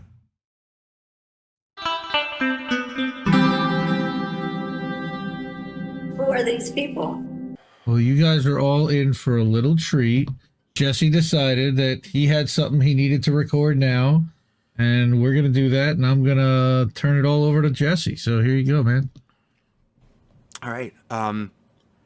Yeah, I thought I'd have everything written for this next album, but then this piece just kind of happened. I was thinking about the end result of the Gaza genocide, their big plans, after the ethnic cleansing is all done, which is construction. It's big real estate beachfront property plans that they've already brought and showed to everybody. And it struck me all of a sudden that, like, apparently nobody who was tasked with making up those plans ever saw, like, Poltergeist. Because it's my understanding that it's bad luck to put a house anywhere there's been a, like, small-scale tragedy. A murder-suicide is enough to haunt a property.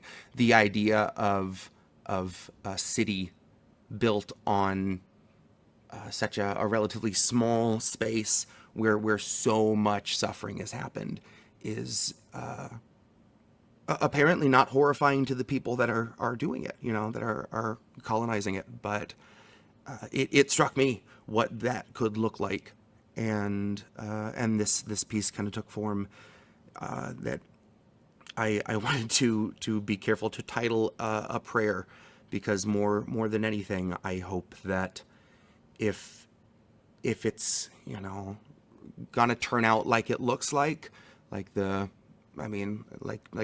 Finkelstein said, that, you know, the majority of damage is already done. Like, Gaza is destroyed. Could they potentially rebuild? Yes, theoretically. Are there still Palestinians? Sure, but they've put such a massive gash in the land and the people that that's not something you come back from.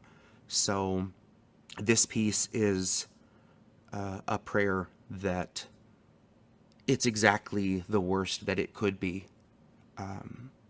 This is called A Prayer for the Promised Land. Well, it looks like you'll get what you wanted, as criminals so often do. In the same way a rapist might fix on a goal and by any means see that goal through. Like you'll only be happy to settle once you've bled every creature that breathes for a promised land caked in the life that was Gaza, craters and uprooted trees. Where even as I sit and type this, they are bulldozing all of the streets, and they'll pave over every war crime committed and mass grave forgotten beneath. And they'll leech even more of our taxes for the BlackRock-approved Middle East, for new luxury 3-bedroom condos next to torn, bloody tents on the beach. So I pray, the first day of the project, once construction can finally begin, the officials break ground, the shovel digs down, and up comes what used to be skin. And as workers look over their blueprints, the foreman rechecking the plans, the ghosts of the fathers of Gaza surround them with children who hang from their hands. I pray when you walk in those newly built homes, as you smile and take a deep breath, that the rot in the air chokes you down to your knees, overwhelmed by the odor of death. Then the first time you step in the shower, to wash off the filth of that day, I pray that the shower head soaks you in blood and nothing can wash it away. And you stumble away from the shower as the blood starts to seep through the walls, and you hear it cascade from the ceiling as in terror you tear through the hall. And above all your shrieks and your screaming, all of Palestine's children will call. Those who begged in the dark for the touch of their mother, a touch some had not known at all. Now, could this be your holy land, soldier? Is this where you plan to call home? You really expect to come live out your life that you ever could truly atone? There are none of you worthy of mercy who have scattered these souls to the sands. And if an IDF soldier would like my respect, he can air out his skull like a man. Or better yet, take up his arms against those who would have him bring death to these lands. And yet among you are so few objectors. Just how long till the conscience is banned? So no, I do not speak for Gaza, but I pray Gaza speaks by your bed. I don't know what went through the minds of its martyrs, but I still see inside of their heads. So I pray that they join in a choir. Pray they wail in your walls while you sleep. Pray the mothers in mourning pierce right through your core. I pray you may never know peace. You can cleanse and cleanse to your morbid content, but it will not leave things pure. So I pray, if you get what you wanted, it is all that you truly deserve.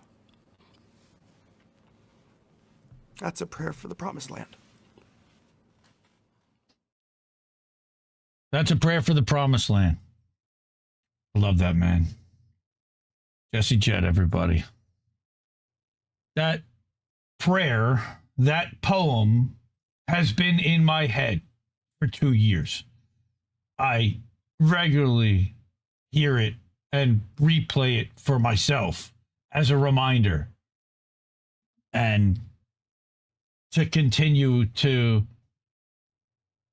maintain the level of rage. Not that it requires any of that, but the focus for here's where we saw this going 2 years ago, and now it's really going there. So fuck Israel for all that, because they're not even stopping there, as we knew they wouldn't. Support independent media because we need it more than ever. I don't know anybody else is showing you a poem on a Tuesday night live stream, but I did. Antiwar.com, Middle East Monitor, we're all user-funded, World Socialist website, a Left Voice, all of us user-funded. It's really important to not have that corporate bias, that advertiser influence. That's why we do what we do, and we rely on you with Cash App, $sign Indie News Network, or giving us over at co-fee.com, $5 here, $10 there, /Indie News Network. I appreciate everybody on that list. I look at that list every day. PayPal.me/Indie News Network. Okay. You do that as friends and family because you're all friends and family. Patreon.com/Indie News Network. You can do that for monthly. And then over at Substack, IndieMediaToday.com, INNNewsletter.com. Those are two different Substacks you can support monthly or annually.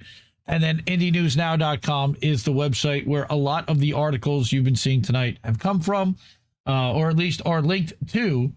It's an RSS feed website that updates 24/7, completely ad-free. I built it for myself to be able to track all this stuff, but also for everybody else to use and bookmark as your homepage. Open it because it'll change with new stories every time you open a new browser. I enjoy it. See, even Nancy Pelosi enjoys it. Seriously, like everybody is down with IndieNewsNow.com. Actually, fuck Nancy Pelosi. I hope she's not really reading it, but maybe she learned something if she did, but we know she doesn't.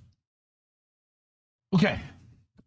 We just talked about the ethnic cleansing plan for Gaza, the settlement plan for Gaza, and a prayer for the promised land for Gaza. Next, I want to get to Lebanon. And then we're going to get to a lightning round. We'll do some GoFundMe stuff, and then we will get out of here. So, next, Lebanon. Lebanon's fucky, man. So it started out last Friday. Washington talks stall as Israel refuses to leave. So we know, and this is, again, footage of a destroyed building bombed by Israel with U.S. weapons. This was in Tyre, okay, and this was on May 29th. This is a 3,500-year-old city that we have brought to rubble, or that Israel has brought to rubble. Why?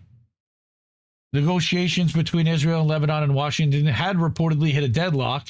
Okay, that changed over the withdrawal of Israeli forces from southern Lebanon amid Israeli demands for guarantees preventing the return of Hezbollah and preserving the operational freedom of its military. According to diplomatic sources cited by the Israeli newspaper Ma'ariv, the fifth round of U.S.-mediated talks so far has failed to produce an agreement that would allow Israeli troops to withdraw. Israel is insisting on remaining in southern Lebanon until it is assured that Hezbollah has been pushed away from the area and prevented from rebuilding its military infrastructure.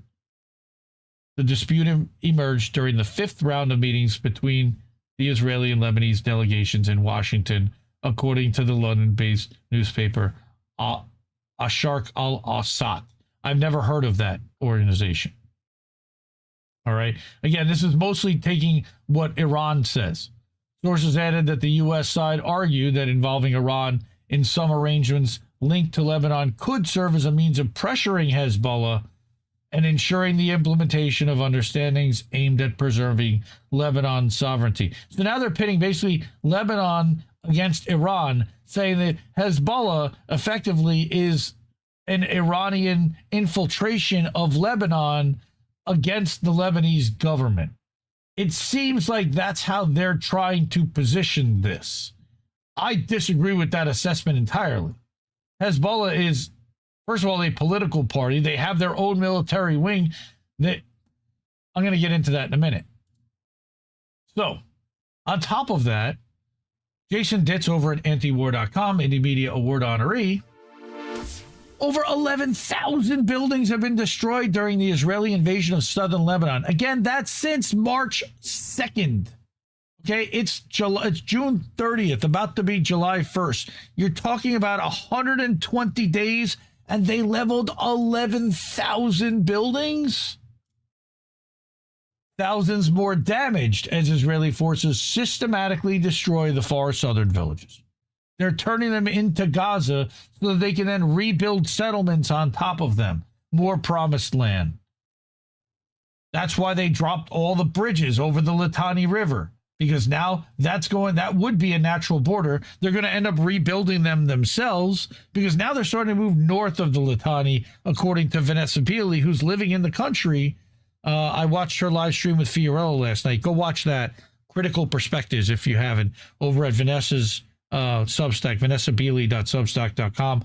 I'm a paid subscriber to Vanessa. She's also an Indie Media Award honoree. But Jason says, since early in the Israeli invasion of Lebanon, there have been persistent reports of the Israeli military engaging in deliberate destruction operations aiming to entirely destroy the Lebanese Shiite villages near the Blue Line in the far south.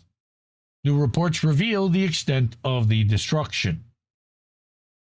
A joint statement from Lebanon's National Council and the UN Development Program said that through April, over 11,000 buildings were completely destroyed south of the Litani River. Okay? Since some of those were multi-residential dwellings, mainly apartment buildings, 17,891 residential units were lost. And of course, all those people have now lost their homes and everything that was inside of it that they couldn't carry with them as they ran for their lives while they were getting bombed. Iran doesn't seem capable for bombing Zionazi Israel into carrying it all. I don't know what they're doing. They don't want to be bombed themselves. They want to stop the bombing on them because, remember, they're being bombed. So they want to stop the bombing, and they did condition one of the points on stopping bombing of Lebanon. So they are conditioning it on that.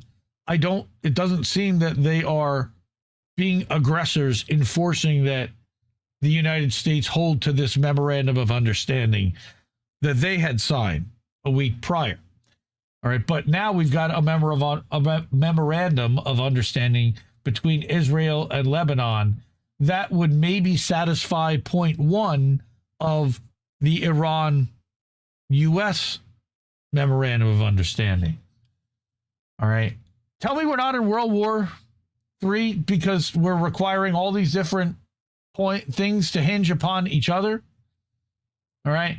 But on top of all these buildings destroyed, more than 2,200 were partially damaged and 9,300 more damaged in a minor way.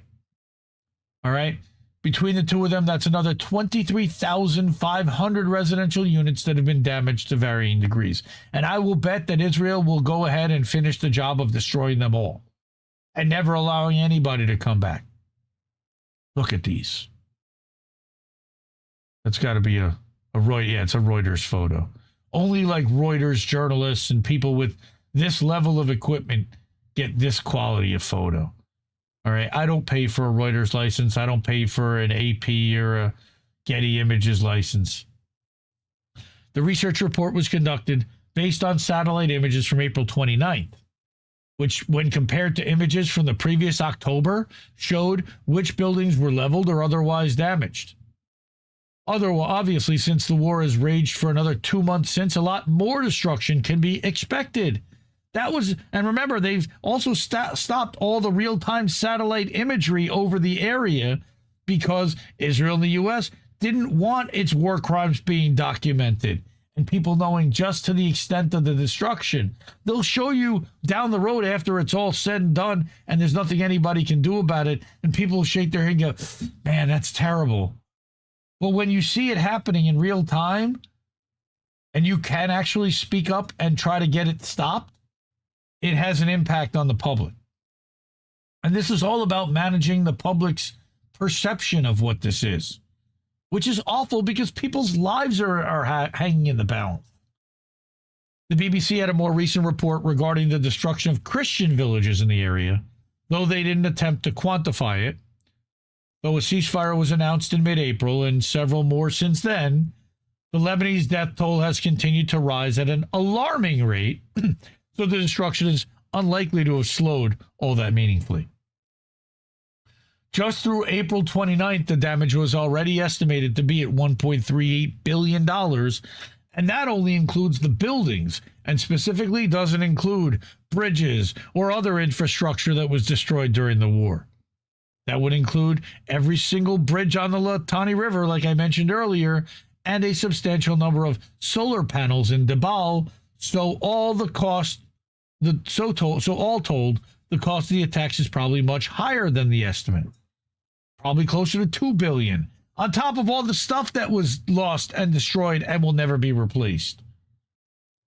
The intention is that the civilian population won't be allowed back at all, according to Israel Katz, who declared today that 200,000 residents will not return, justifying it on the grounds that when there were civilians in the area, there was also resistance to the occupation, so they're not going to allow that. Who said they're allowed to occupy southern Lebanon again? This is a sovereign fucking country. The fact that the international community isn't up in arms over this is a scandal. And nobody seems to be paying it. Nobody seems to notice. Nobody seems to care. The world just keeps moving on, as our friend George Carlin used to say. Now again, Indie Media Award honoree Rania Khalek from Breakthrough News. Breakthrough News recently announced that they merged with People's Dispatch to try to create more of a public publishing and video arm, similar to the way that INN was initially ideated to begin with, where we have journalists that write stories and then live streamers that actually cover it on our live video shows.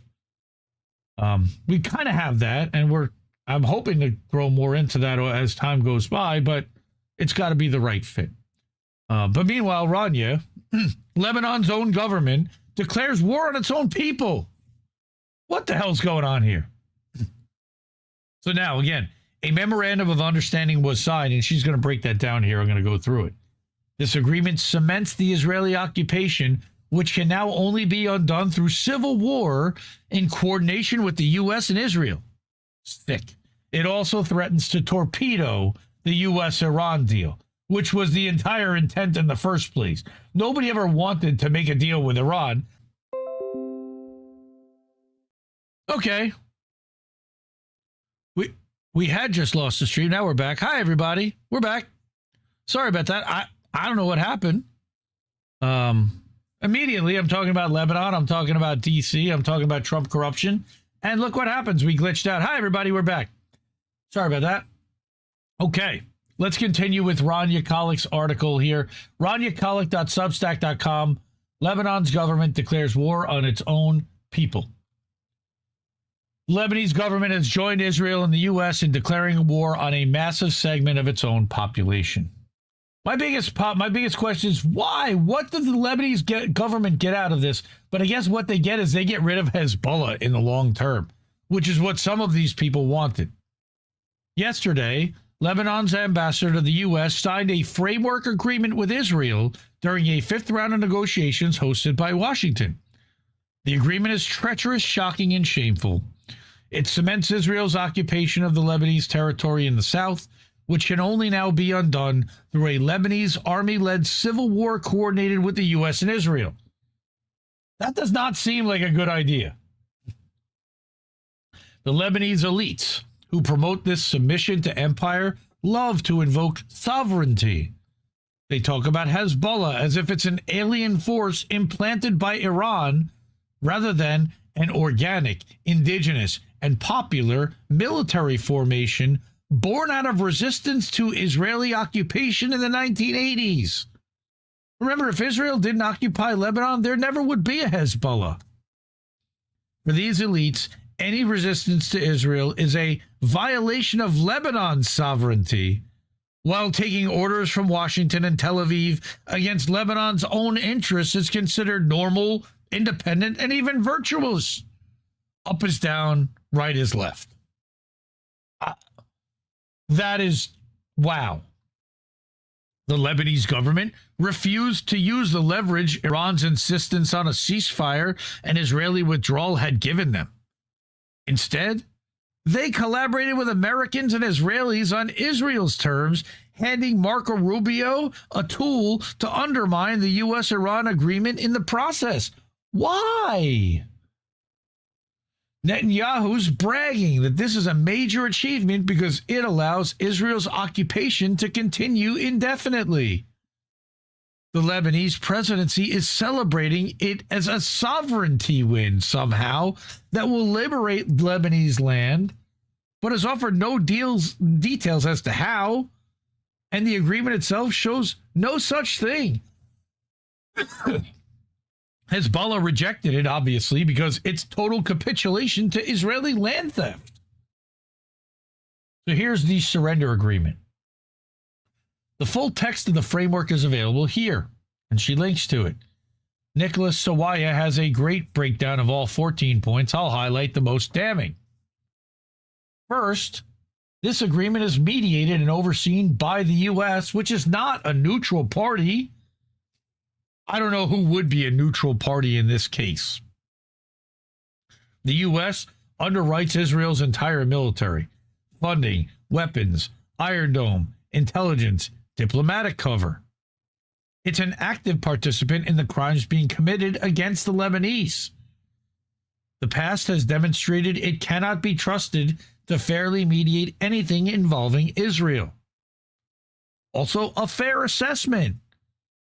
Let's remember those 15,000 Israeli ceasefire violations between November 2024 and March 2026 that went totally unchecked by the U.S.-run mechanism. So, yes, to all of these things. Maybe the Chinese might be better mediators, but they then have the capitalistic advantage and you know, they have to look at it as their economic partner in the United States would wield much more power. So I don't know who that honest broker would be, to be honest. Point 2 stipulates that Israeli withdrawal is contingent on the Lebanese army first disarming Hezbollah, meaning civil war. This flips international law on its head. Again, insane. Israel's occupation is illegal whether Hezbollah exists or not. The agreement states that the Lebanese army front will restore effective sovereign authority over all Lebanese territory pending the verified disarmament of non-state armed groups and the dismantlement of associated infrastructure, very vague, enabling the IDF to progressively redeploy out of Lebanese territory. Why do they need Hezbollah out of the area to redeploy? By agreeing to disarm Hezbollah first, with the markers for verified disarmament yet to be determined by the U.S., the Lebanese government has cemented the occupation of the South, because now they will never be verified disarmed. Just like Hamas has never, they keep moving that goalpost. They've never agreed to full disarmament. They were never supposed to agree to full disarmament. But that's now the talking point. Same thing here. Point 3 conditions international reconstruction aid and the return of hundreds of thousands of displaced Lebanese civilians on the Lebanese army disarming Hezbollah in phased pilot zones. Sounds like concentration camps. Also to be determined by the U.S., a non-honest broker here. The framework states that reconstruction will begin, I'm sure funded by the, with Kushner getting the contracts, and civilians will be allowed to return only upon the confirmation of successful disarmament. The civilians were in no danger from Hezbollah, dummies. They were in danger from the IDF. This sells out the people of the South entirely and hands Washington a blackmail lever over the entire process. Why? Again, why? This is insane. It's so frustrating. I think it's because they want the bombs to stop, and they think that it's going to make the bombs stop and that they're going to stop here. They're not. If anything, you're giving yourself a temporary reprieve, guys. Come on.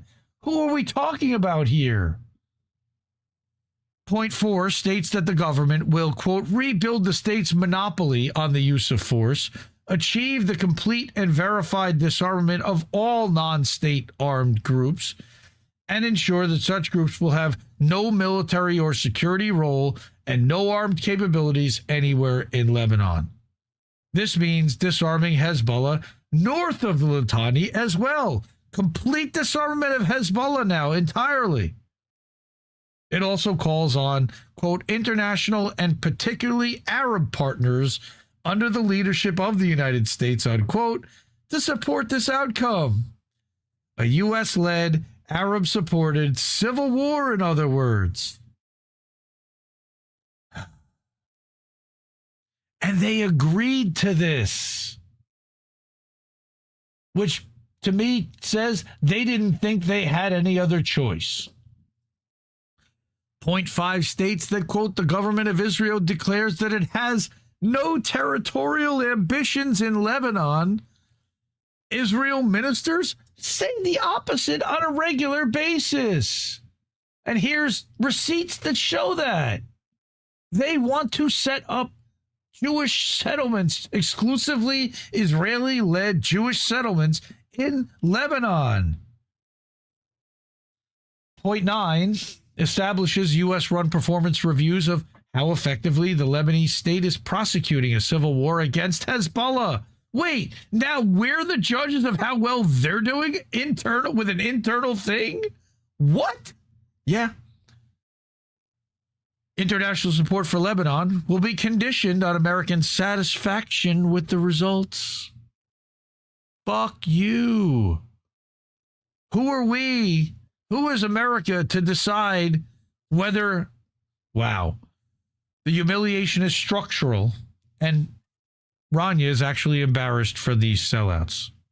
I wouldn't be. I'm embarrassed for the Lebanese public that put these sellouts in charge somehow. Point 11 commits the Lebanese government to helping suffocate Hezbollah financially through sanctions. Now they are sanctioning their own citizens, elected members of their own parliament. Because remember that Hezbollah is also a political organization, similar to the way that Hamas was. But here, Hezbollah actually has seats in parliament. We're going to get to this. Point 13 demonstrates shocking incompetence as it gives up Lebanon's right to hostile or adverse actions in international political or legal fora. Wait, what? Yeah, that means the Lebanese government agreed to forfeit using the law against Israel for the endless list of war crimes they've committed against Lebanon. They just wiped the slate clean. It's wild that this is coming from a government whose prime minister was a judge on the International Court of Justice and presided over South Africa's case on the genocide in Gaza. Wait, what? Yeah, in fucking scene. Finally, point 14 frames this entire framework as the foundation for a future normalization agreement with Israel. This almost sounds like a Jelani thing, like they had a puppet there that they told, sign this and you'll be the leader with whatever is left when we decide we're done looting, murdering, bombing, and stealing. And now we've got the anti-resistance stooges that Rania is going to talk about. This deal is reminiscent of the May 17th agreement of 1983, when the U.S. brokered a Lebanese surrender deal with Israel containing many of the same stipulations, cementing Israeli occupation and declaring war on resistance to it. That agreement was signed by Israel's allies in Lebanon and abrogated within a year because it was politically untenable. But meanwhile, it took more than 20 years, almost 20 years, to get rid of the Israelis from occupying southern Lebanon. Now they're back. I'm sure this agreement will meet the same fate, but at what cost in the meantime? Hezbollah is not some alien organization. It represents a huge portion of Lebanon's Shia population. So this is an internal war of Shias versus Sunni. That's why it's democratically elected to parliament as part of the largest parliamentary bloc despite a system that structurally devalues the Shia vote through Lebanon's own version of gerrymandering. There are people accusing Hezbollah of threatening civil war to prevent this agreement. They have it backwards. Hezbollah is reacting to the very real threat laid out explicitly in this framework of a U.S. and Israeli-sponsored civil war against the population it represents. A population that spent the last 3 months being displaced and hunted by Israeli bombs with zero protection from the state. Not Hezbollah bombs. Hezbollah's not attacking Lebanon. Israel and the United States are. And yet now they have to sign this kind of an agreement. President Joseph Aoun and Prime Minister Nawaf Salam claim to support sovereignty. What they're actually doing is using foreign-backed violence to weaken their domestic political opponents. There is nothing more anti-democratic than that. So this is like a fascist-level takeover. Then she talks about something interesting here. I don't know if I necessarily agree with this, because all of this is like warring factions within a fascist capitalist framework where they're all reporting to the two main CIA guys, Peter Thiel and Larry Ellison. Rubio, a Larry Ellison guy, Vance, a Peter Thiel guy. And maybe that's the power struggle dynamic as they position for 2028. Who's going to end up with the nomination potentially? It could be either one of them. With Larry Ellison behind Marco Rubio, man owns a lot of media outlets that can do a lot of propagandizing on behalf of Rubio. So she talks about Rubio versus Vance, this little struggle, power play. This makes Lebanon once again the most exposed pressure point in the Iran Memorandum of Understanding. Iran has written a ceasefire into its demands for an end to the war and has called for an Israeli withdrawal from Lebanon. When Israel bombed Beirut earlier this month, another war crime, by the way, Iran responded by bombing Israel. The first point of the MOU demands an end to the war in Lebanon. Iran is watching to see whether the Americans can actually restrain the Israelis. So far, they've partially succeeded. The violence remains daily, but less intense than a month ago. I don't think that's a win. This is where the Vance-Rubio split becomes crucial to understand, she says. Reuters reported that the two men have been striking different tones. Again, I don't believe Reuters, and Reuters has their own agenda and biases. Vance blasted Israeli bombing of civilian infrastructure in Beirut as undermining U.S.-led peace efforts. He traveled to Switzerland for talks with Iranian officials, and he's repeatedly raised the possibility of a cooperative relationship between the U.S. and Iran. Rubio, on the other hand, works for Israel, toward Gulf states defending Israel's military campaign in Lebanon, while reassuring allies that the Iran deal wouldn't be too generous to the big bad Iranians. Vance wants to end this war because he's gearing up for the 2028 Republican primary and wants the mantle of the anti-war candidate who stood up to an increasingly despised Israel. That's a nice narrative, but it's completely untrue. Rubio represents the neocon wing that remains unconditionally aligned with Netanyahu. The Lebanon-Israel framework has his fingerprints all over it, engineered to separate Lebanon from Iran and preserve Israel's ability to continue the war. It reads like an attempt to torpedo the Vance track. See, but the truth is that Vance is set up much more long-term because the neocons that are aligned with Netanyahu have a shelf life, whereas Vance is more involved at the Palantir layer, which maintains and continues and sustains past different administrations, because they're going to have the Oracle framework and the Palantir layer of surveillance data in place. to support them. I don't think that Rubio's going to have that level.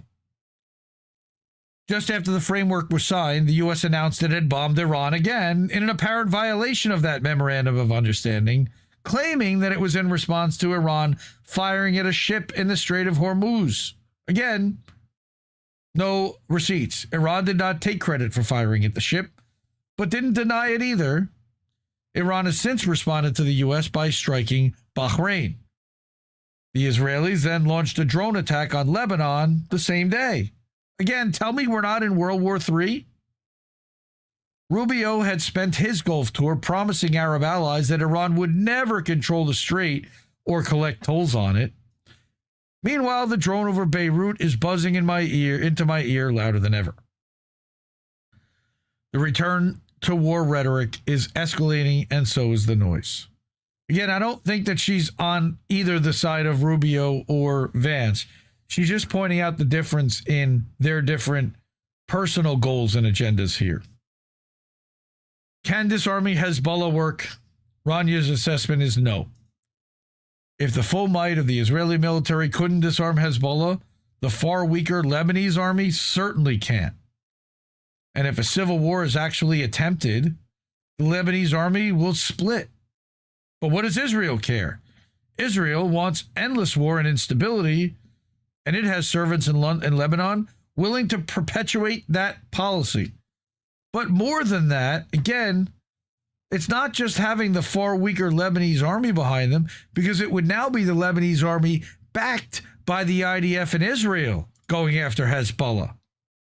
Now you've got a much larger coalition.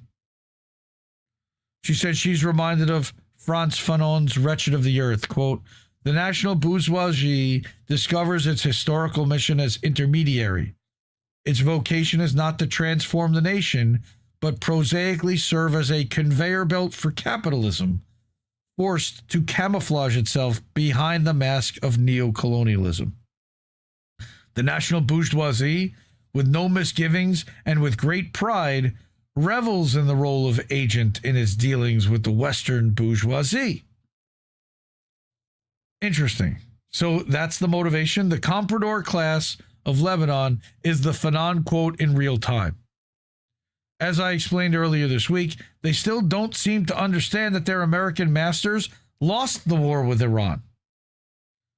Because I don't know if they necessarily did. I mean, there are parts that they've lost, but they also now have much more of a control over global shipping and over oil and gas trade and all the natural gas ports and other things that were destroyed that have allowed the U.S. now, according to Richard Medhurst, to be the petro gas dollar, in control of, again, global energy supply.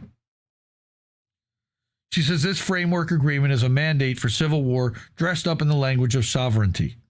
It will fail, but perhaps the damage it does along the journey to failure is the point.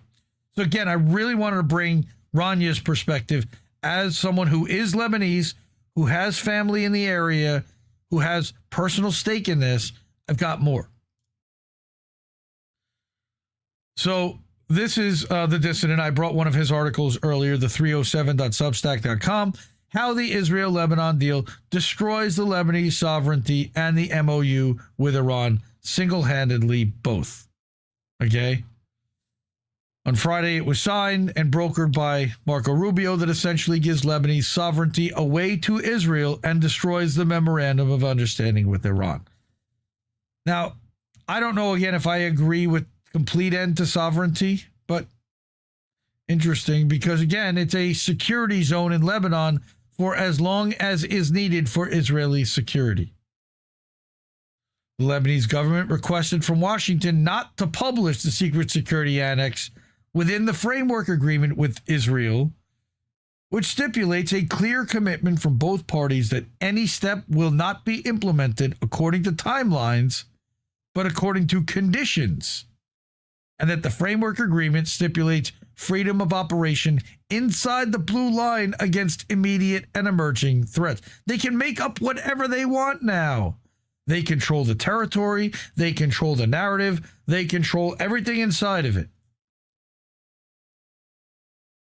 Furthermore, Israeli media reports that within the security annex to the Israel-Lebanon Framework Agreement, Israel does not only have to confirm the pilot locations, the IDF will also enter the areas it withdrew from to verify that the Lebanese army has indeed dismantled Hezbollah's infrastructure on the ground. Now you have, like I said, the IDF alongside the Lebanese army hunting out and smoking out Hezbollah. In other words, according to the deal, Israel is allowed to occupy with no timetable to withdraw and is able to enter areas of Lebanon to verify that they've dismantled Hezbollah's infrastructure on the ground. Didn't they do that with the pager attack? Oh, right. That was also a terrorist attack. Right. Unreal. In the analysis, Elia Magner noted that under the agreement, Israel keeps the power to decide when it feels secure enough to withdraw, which will be never. The United States presents itself as mediator while acting as Israel's strategic protector, and Lebanon is asked to implement security obligations that its own political and social reality may not allow. So go read this over at The Dissident, the 307.substack.com. This is another really good breakdown of the MOU and how it destroys Lebanese sovereignty. And it certainly hands over the entire territory south of the Litani River directly to Israel. That's part of this memorandum. It's not just permanent occupation. It's that will now permanently be recognized, even by Lebanon, as Israeli territory. They just handed away the homeland of their own citizens. Now, we had hope earlier this week. Dave DeCamp reported yesterday that the House was actually going to vote on a war powers resolution to end U.S. support for Israel's war in Lebanon. I think all of this is farcical because, again, if a memorandum of understanding is being signed between the two, there is no war in Lebanon for us to support anyway. Right? So, but as it turns out, Dave DeCamp, anti-war, in the media award honorees, remember, more than 4,200 Lebanese have been killed since March 2nd. One of the main threats to implementation of the U.S.-Iran Memorandum of Understanding explicitly states conflict in Lebanon must end. So, but again, what's Lebanon's motivation to allow for all this? I still don't understand that. Earlier this month, the House voted on a Lebanon War Powers resolution introduced by Rashida Tlaib, but didn't have support of Democratic leadership and failed in a vote, 92 to 324, with one Republican joining 91 Democrats in supporting the effort, right? So they voted again today. So we were hoping that maybe the Democrats would have the balls to say no. Yeah, of course not, because they also get AIPAC funding. What happened? Prem Thacker. Here are 22 Democrats who voted with Republicans to protect Trump's ability to get militarily involved in Lebanon. And let me guess, it's the AIPAC lobby. Yay. It's Latimer from New York who took Jamal Bowman's seat. And, Gottheimer from New Jersey and Steny Hoyer from Maryland and Mike Lee from Nevada. All of these are deeply, Swazi from New York, they're all deeply pro-Israel. Panetta, that's Leon Panetta's brother, by the way. House voted 189 to 235, so it was closer. They got 100 more Democrats this time to vote against funding going forward with Lebanon. But now they're going to get this thing signed, it seems like, between Lebanon and Israel, and they're going to turn around to Congress and say, well, there's nothing left to authorize to request funding for now because they've now got a peace agreement, even though Israel's going to continue to blow up Lebanese people every day with U.S. support and IDF support behind them. Okay. Now, to remind people, Rod, this was yesterday, Monday, the 29th of June. This is just the last 24 hours. Our tax dollars fund a machine of death and destruction. These are 4 headlines she cropped. One is Israeli strikes kill at least 8 in Gaza, including 2 children, health officials say. Another is that Israeli forces kill Palestinian teen in the West Bank, where there's no Hamas, remember, Palestinian Health Ministry says. Third, Lebanon state media says Israeli airstrike hits the south as they're signing a memorandum of understanding. But of course, Israel can just say Hezbollah was there, even if they weren't, and now they're justified. And remember, that's coming from AFP and the Times of Israel. So we know it's pure propaganda. And finally, from Al Jazeera, Israeli forces bulldoze olive groves in the occupied West Bank. Again, all within a 24-hour period yesterday. Fuck Israel. They're land thieves. They're murderers. And they're now being rewarded and pacified and placated and handed more land as reward for all of their maniacal, genocidal behavior. Just disgraceful, man. Just awful. It's depressing to do this, but I don't see enough people talking about a lot of these elements all at once. Maybe one thing here, one thing there, but kind of looking at it collectively. Again, I didn't even really talk about anything that happened in Iran this week. I didn't talk about anything that's happening in Syria. I'm going to mention what's happening in Somalia in a minute because we bombed Somalia for the 69th time this year. Again, that is to build up the narrative of civil war in Somalia, Somalia government unable to handle things, Somaliland partnering with Israel, recognized by Israel, partnering with the United States, willing to take in the Palestinian people potentially, have stated publicly that they would do so. You see how all of this is being set up on the chessboard? Try to step back and take a look and analyze. Okay.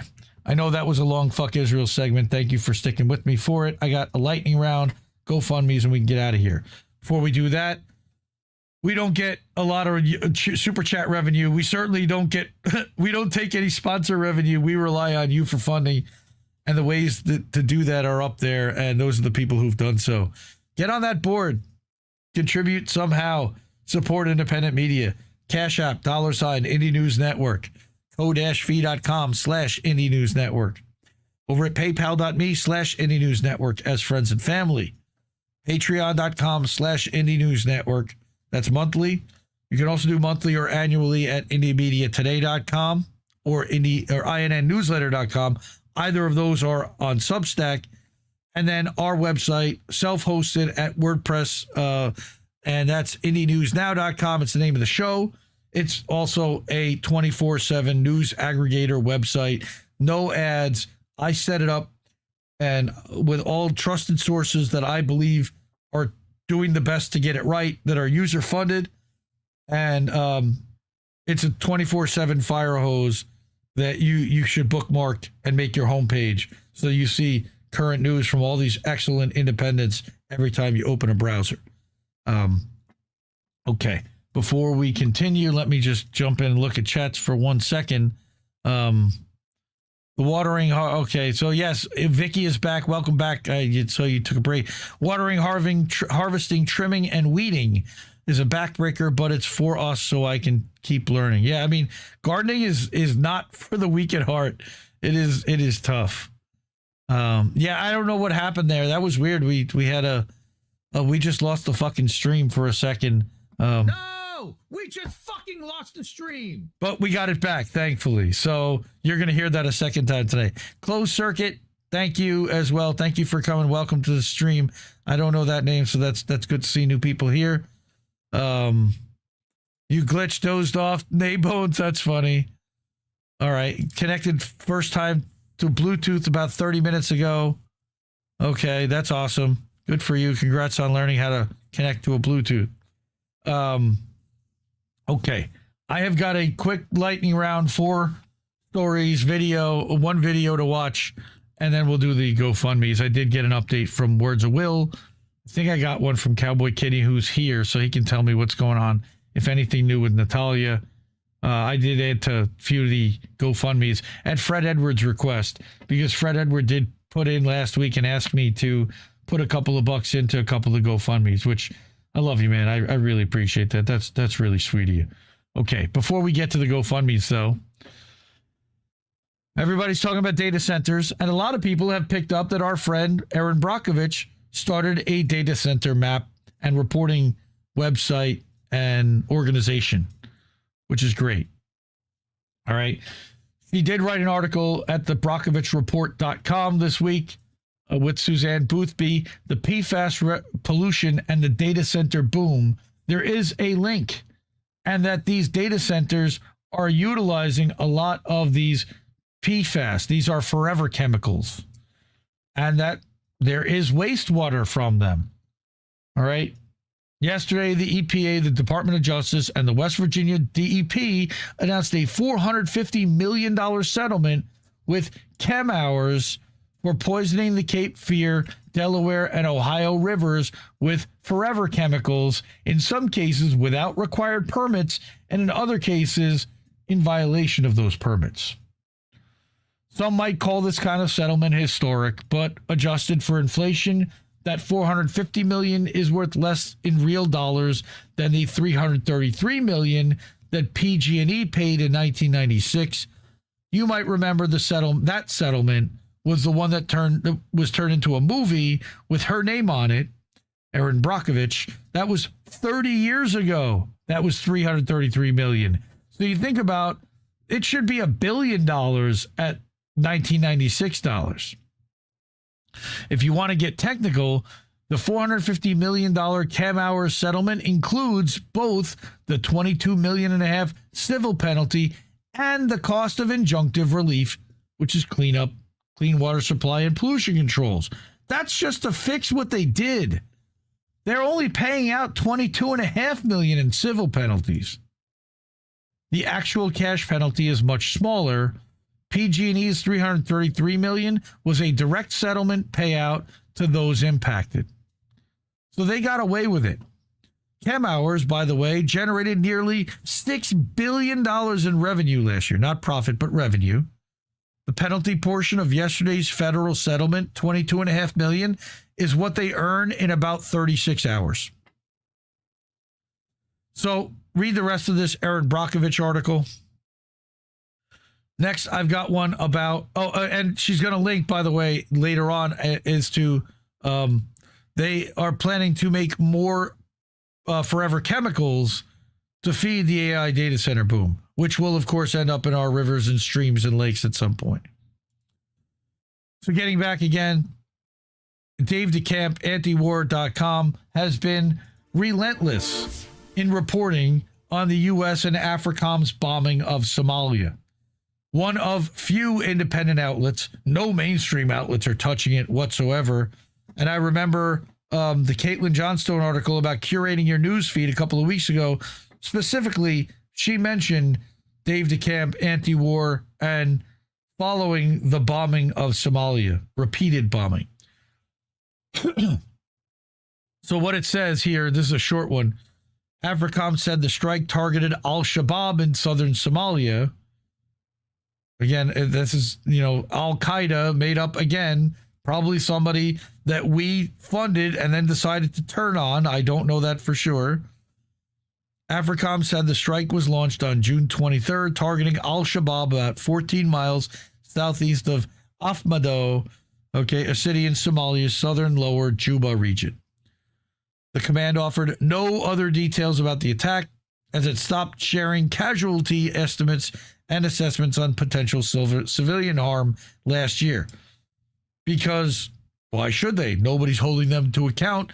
Nobody's forcing them to do it. And Trump is backing them not saying so. AFRICOM told Anti-War earlier this week that its forces had conducted 68 airstrikes so far this year, making the June 23rd strike at least the 69th, putting it on track to break the record for U.S. annual airstrikes in the country that the Trump admin set last year at 124. What is all this costing the United States? This is one of the reasons for this $1.5 trillion government.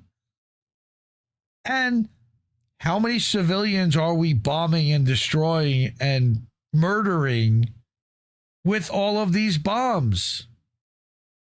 There is a cost in lives. There's a cost in creating future potential people that might want to attack us in the future because we destroyed their village, their family, their whatever they loved. Why? You know why? It's Israel. It's always fucking Israel. On top of the war against al-Shabaab, the U.S. also has been bombing an ISIS affiliate in northeastern Somalia's Puntland region, and AFRICOM said that the last strikes launched there were conducted in early May, though there have been airstrikes reported in the region, including one that killed civilians on May 21st. The UAE is also known to launch strikes in the area, though not nearly as frequently as the U.S. Aren't those like acts of war? Aren't those like war crimes? Nobody wants to report on that. The recent U.S. airstrikes in Somalia come amid an election crisis in the country, after many clans and factions have opposed President Hassan Sheikh Mohamud, the leader of the U.S.-backed federal government, remaining in office following the expiration of his term, sounds like Zelensky, which he justifies by pointing to amendments his government added to the Constitution.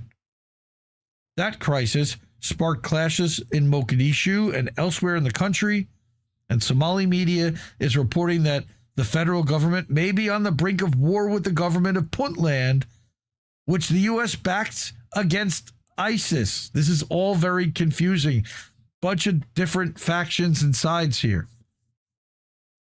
The U.S. has been involved in Somalia for decades.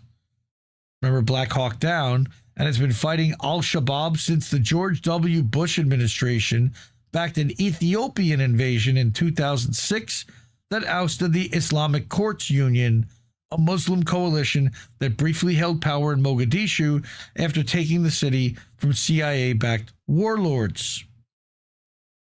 Al-Shabaab was the radical offshoot of the Islamic Courts Union, and its first recorded attack was a suicide bombing in 2007 that targeted Ethiopian troops occupying Mogadishu. Again, once a people are occupied, resistance is justified. It wasn't until 2012 that the group pledged loyalty to Al-Qaeda. Again, U.S.-aligned Al-Qaeda that then took over Syria? The ISIS affiliate in Puntland started as an offshoot of al-Shabaab and first emerged in 2015. All of these people are hooked up with the CIA. I would bet my life on it. Okay, these are all CIA-backed people. Every one of them.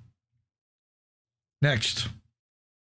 Ryan Knight, proud socialist, I mentioned a couple weeks ago, he came back and he's recording videos again. We talked about Prairie Land and these defendants who were prosecuted and treated as Antifa as the first prosecutions as Antifa in the country. They were indicted and now they were being sentenced, and the court threw the book at them. And you'll hear what Ryan has to say about this. 2 minutes and 20 seconds. Let's hear. So we're making this video because not enough people are talking about the Prairie Land protesters and the Trump administration's latest crackdown on dissent. So there were 9 anti-ICE protesters that were just sentenced to decades in prison in the latest crackdown on dissent in this country. In 2 federal courts, a group of protesters received unusually long sentences after the Justice Department accused them of being members of Antifa.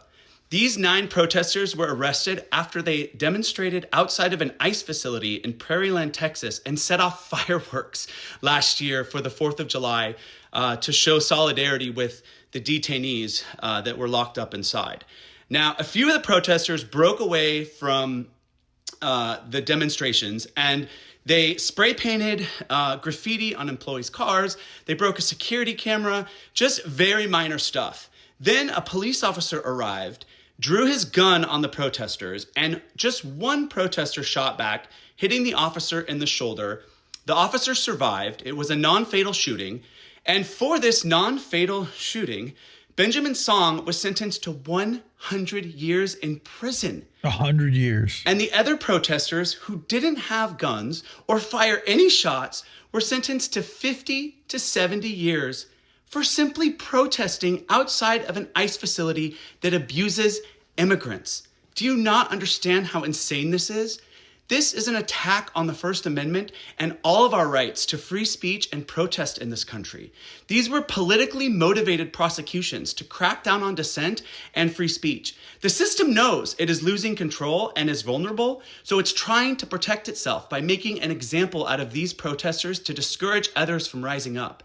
The empire sees what is happening in Albania, in Bolivia, and in countries all around the world where the working class is rising up and fighting back against corrupt governments that sell out the people at every turn. So I am begging people to pay attention to this case. We all need to stand in solidarity with the Prairieland protesters. They are trying to take away our fundamental right to fight back against our corrupt government, and these convictions must be appealed. They must be overturned. They must be appealed. I don't know which judge is going to do that. Again, Ryan's tweet, we live under a fascist state where ICE agents can murder us with impunity, yet we can go to prison for 50 years for protesting.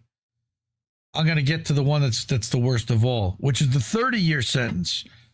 The unjust sentences of the Prairieland protesters violate the First Amendment and infringe on our rights to fight back against a tyrannical government.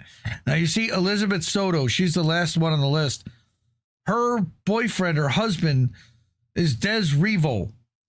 He was transporting handwritten zines in pamphlets across town to meet them. He wasn't even there. And they included him in this indictment and have now convicted him, and he's going to prison for 30 years for driving pamphlets across town to his girlfriend. But I got more about this. Okay, Will Potter, who I don't know, but this was a good video. Like these are how I learned to think about politics and protest. For a lot of us who grew up in punk rock especially, these were ways of finding out about social issues not talked about in schools or on the news. But to the Trump administration, these are evidence of Antifa terrorism. In Texas, a judge just sentenced Daniel Sanchez Estrada to 30 years in prison. That's longer than anyone who stormed the Capitol on January 6th. In the Prairieland case, that was the one thing that bothered me about what he said.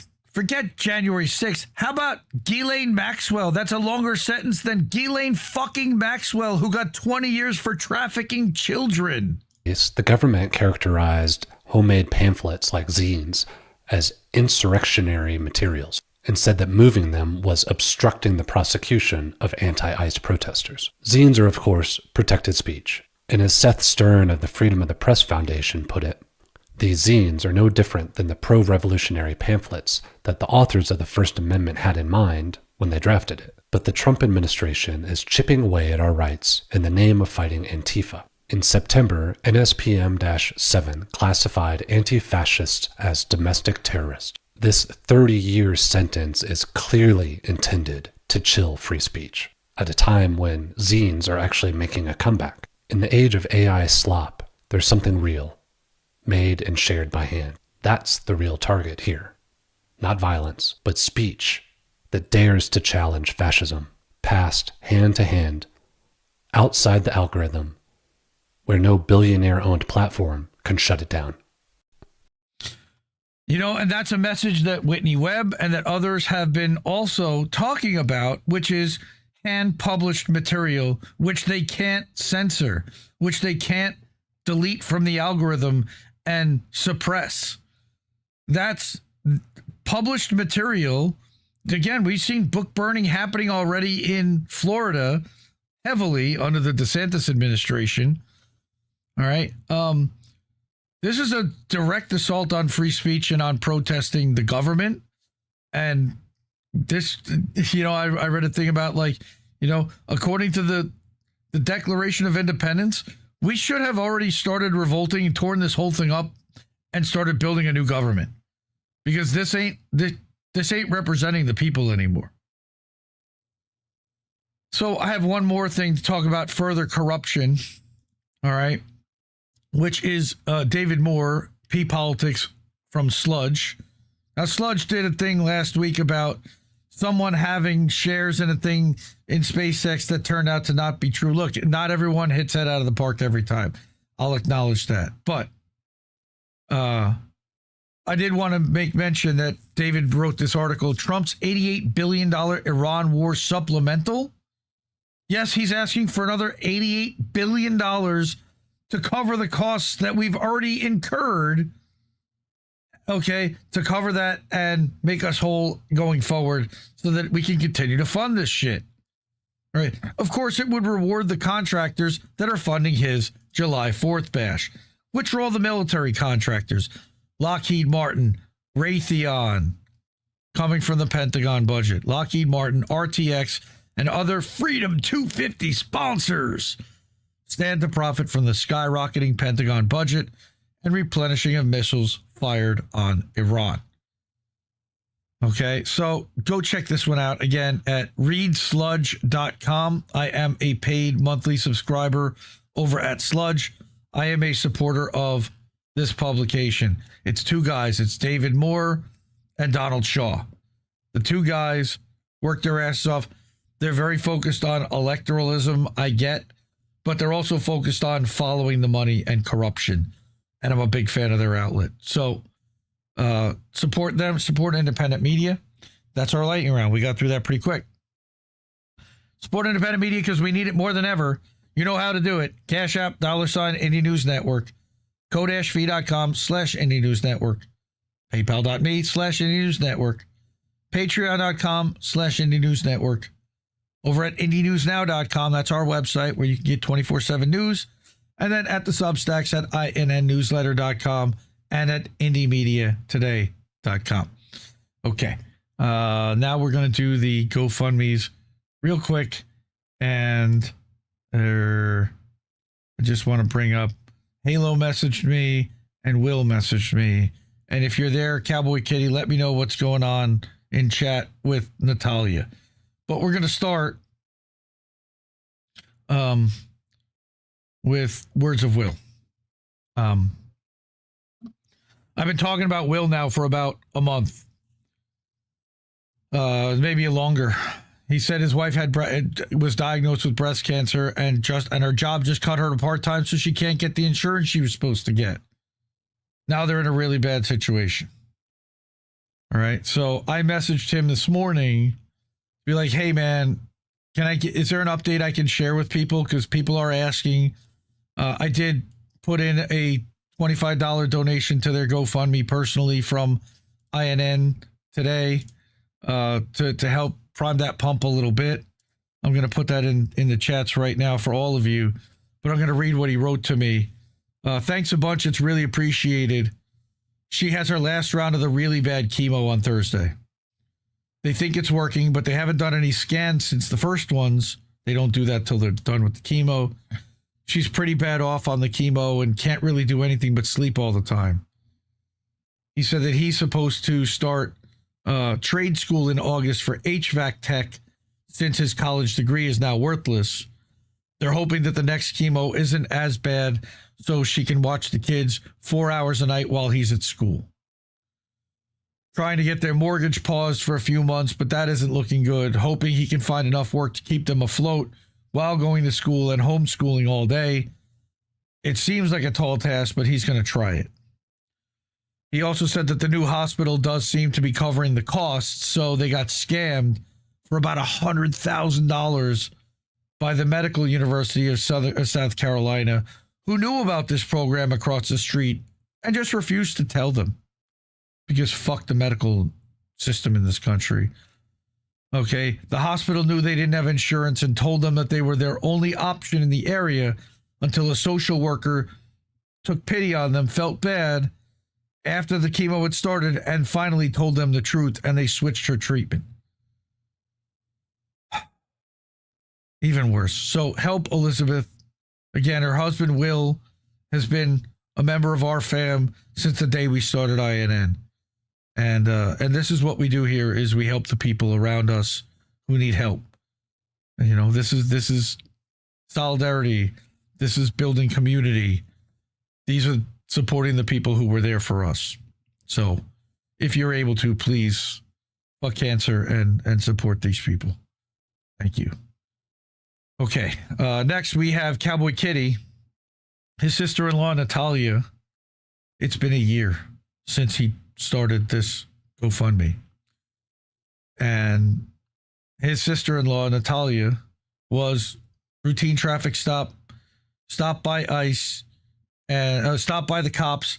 They then called ICE, found that she was an immigrant, and put her, even though she has asylum, in an ICE detention facility, pending deportation.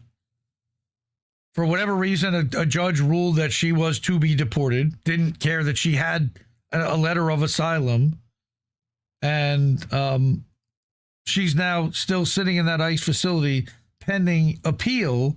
We have no idea when that appeal is going to be. And in the meantime, everything just kind of sits in limbo. She has a daughter, I believe, who graduated high school, so she missed that. And again, we have the GoFundMe here, which, thanks to Fred Edward and INN, we added $25 to today for Natalia's GoFundMe efforts. I just put the link in chat to everyone so that if you are able to and of means and can share and can either share it or donate yourself, every dollar counts. I mean, they've raised over $2,200. That helps, but there's a ton of expenses, of course. A year sitting in a cell where nobody speaks the language, where she's been given inadequate food. It's a nightmare, and they're trying to get her to be willing to self-deport. They're trying to make conditions so unbearable that she just says, screw it, just send me out, anything to not be here. But if she does that, they win. And this is her home now. She left because she was under fear of threat of her life.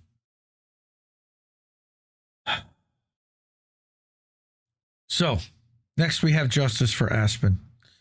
Aspen's mother, Halo Benson, and we were all Assange activists in the fight to see Julian Assange freed, which, by the way, this past week marked the 2-year anniversary since Julian walked out of Belmarsh. How free he is debatable. He's certainly freer and able to at least access the sun. We've seen him on a couple of occasions, but we know that he's been gate-kept like crazy. We don't know if he was threatened or if he just decided that he's done with it all and withdrawing, and he's paid his debt to everyone, and now he's just going to enjoy his time with his kids. I don't know. I don't. I know that he's no longer in Belmarsh, and that's what we fought to have happen. Now, Aspen was one of the people that fought to get Julian freed, as did her mother, Halo Benson. They were with Oklahoma for Assange. Halo was famously involved in letter writing campaigns and providing people with self-addressed, pre-stamped postcards that were already addressed to certain congresspeople. Literally, all you had to do was write a little message on it and put it in the mailbox and send it out. I mean, just incredible work. And of course, all of that now had to stop because of this, because she has to put her time, efforts, and money and resources into supporting Aspen's effort. A year ago, little more than a year ago, Aspen went to a music festival in Florida in May. She lives in Oklahoma. She traveled to Tennessee to see her friends. They were all supposed to go to Florida together. While she's in Tennessee, her friends are having a fight. It's a couple. So she goes and stays with their friend for a couple of days who has this RV and is going there. All of them are going to the thing together. At the last minute, her friend and the girlfriend, the couple, decide they can't go. She has a surgery scheduled. They knew they had a surgery scheduled, but all of a sudden she can't go, and they ask Aspen to go with this guy down to Florida to this music festival. They have a great time for the weekend. Everything's great. On the way back, they take this guy's RV home. They get pulled over in Georgia.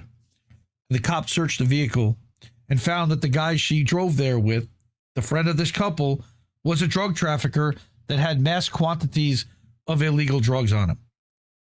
Charged her and him with drug trafficking. She didn't know these were in the car. She spent 15 days in a county lockup in Georgia last May. Halo slept in her car in the parking lot the entire time while trying to figure out how to get her daughter out. Halo is autistic. Halo is vegetarian or vegan. The food made her sick. The cops were abusive, especially when she couldn't process. They put her into solitary confinement. I interviewed her. You can learn all about this story. It's horrifying. It's terrible. But now she's facing decades in prison as a drug trafficker, which she is not. She did not do this. It's so sad. Earl, I'm so sorry, man. I'm so sorry. I know, man. It's not about guilt tripping. It's about awareness, and I'm not trying to guilt trip anybody. I totally understand if somebody is not financially able, but I do need to tell these stories because someone needs the help. They're getting no help. So I have a platform to be able to maybe reach someone. Look, Shanda told me that somebody gave her $1,000 after watching our one-on-one because they heard about her story. And stuff like that is why I continue to do this. So there is a link tree for Aspen if you want to watch the video, if you want to learn more about her story, if you want to support her artwork, you can go to justice4aspen.com. And if you can't donate, at least share the story. Tell people about this story because people can't believe it when they hear it. And if they have a couple of bucks, maybe they can actually contribute. And it would mean a lot to Halo. I asked her to increase the amount on the GoFundMe because it had exceeded the $12,500 max donation. What she said was, thank you for reaching out because I checked to see how she's doing. Weird. Now I don't see the goal anymore. Maybe she took the goal off. Things are okay in terms of the situation with Aspen's case. They haven't moved, so we're just in waiting mode, which is good. Literally everything else sucks, and we've really been going through a lot. I mean, I meant it. I meant to up it last time you asked, but I'm super afraid to jinx things. I don't know. Anyway, I'll get it sorted this week. I'm sorry. Don't apologize, Halo. We love you. No, don't apologize. And she appreciates me, and I appreciate her. And again, think about all the people that don't have somebody advocating for them, like Aspen does with her mom. So I love you. I love you, Halo, and I love you, Aspen. And you shouldn't have to be going through this. It's terrible. And hopefully we can get you some help. And then, of course, we have Shanda. It's almost now been 90 days since we lost our sister Shanda. And we've sold some merch from the Shanda Masta Fuck Cancer collection. Put your sunflowers up. Vicky, I believe it was your suggestion last week to make a t-shirt of a sunflower on the front and put this image with her years on the back. And I've now sent that design over to the shirt, to the merch people to get that going as well. Oz, of course, has his hoodie and wears it frequently. And anytime he goes to an activist event or anywhere, he's been wearing it all over. He says it's really comfortable, good quality, and he's really happy with it. I think he got it in pretty large size too. So we can accommodate if you need a really large size. But But yeah, you can go to IndieNewsNow.com, click on the merch link, and right at the top is the Shanda Master Fuck Cancer collection. For as little as $20, $19, you get a tank top or a t-shirt plus shipping, and any of the profits, anything over cost, we're going to give to either Shanda's GoFundMe. I don't know if that's still active. I need to find out. If not, we're going to give it to a cancer charity on her behalf. And again, reminding everyone that our sister Shanda is an Indie Media Award honoree, okay, herself, for excellence in live streaming and podcasting. She's incredibly missed, and will not be forgotten. We're going to keep this going. Okay. It wasn't you, Vicky. I don't remember who it was, but whoever it was, what a great idea. But yes, we'll have a sunflower shirt for Shanda. There will also be stickers added. I don't know why they haven't added stickers yet, but there will be some new things added to the merch store, plus a couple of items to the Shanda collection. All right, I know that was a long one. I appreciate and love everybody for sticking with me. I know I do a lot of talking, and I have a lot of stuff to talk about. So I'm going to cut out for tonight, but I love you all. Support independent media because we need it more than ever. And I will see you next Tuesday, fam. No! We just fucking lost the stream!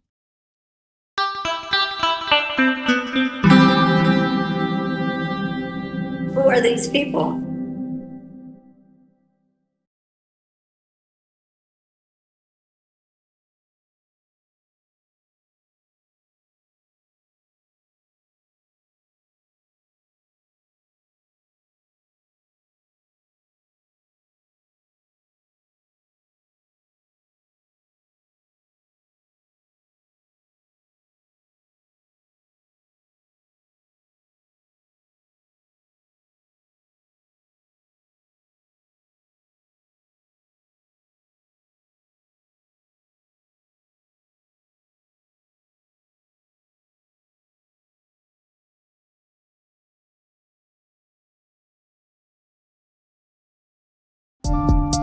I guess this isn't such an awful place.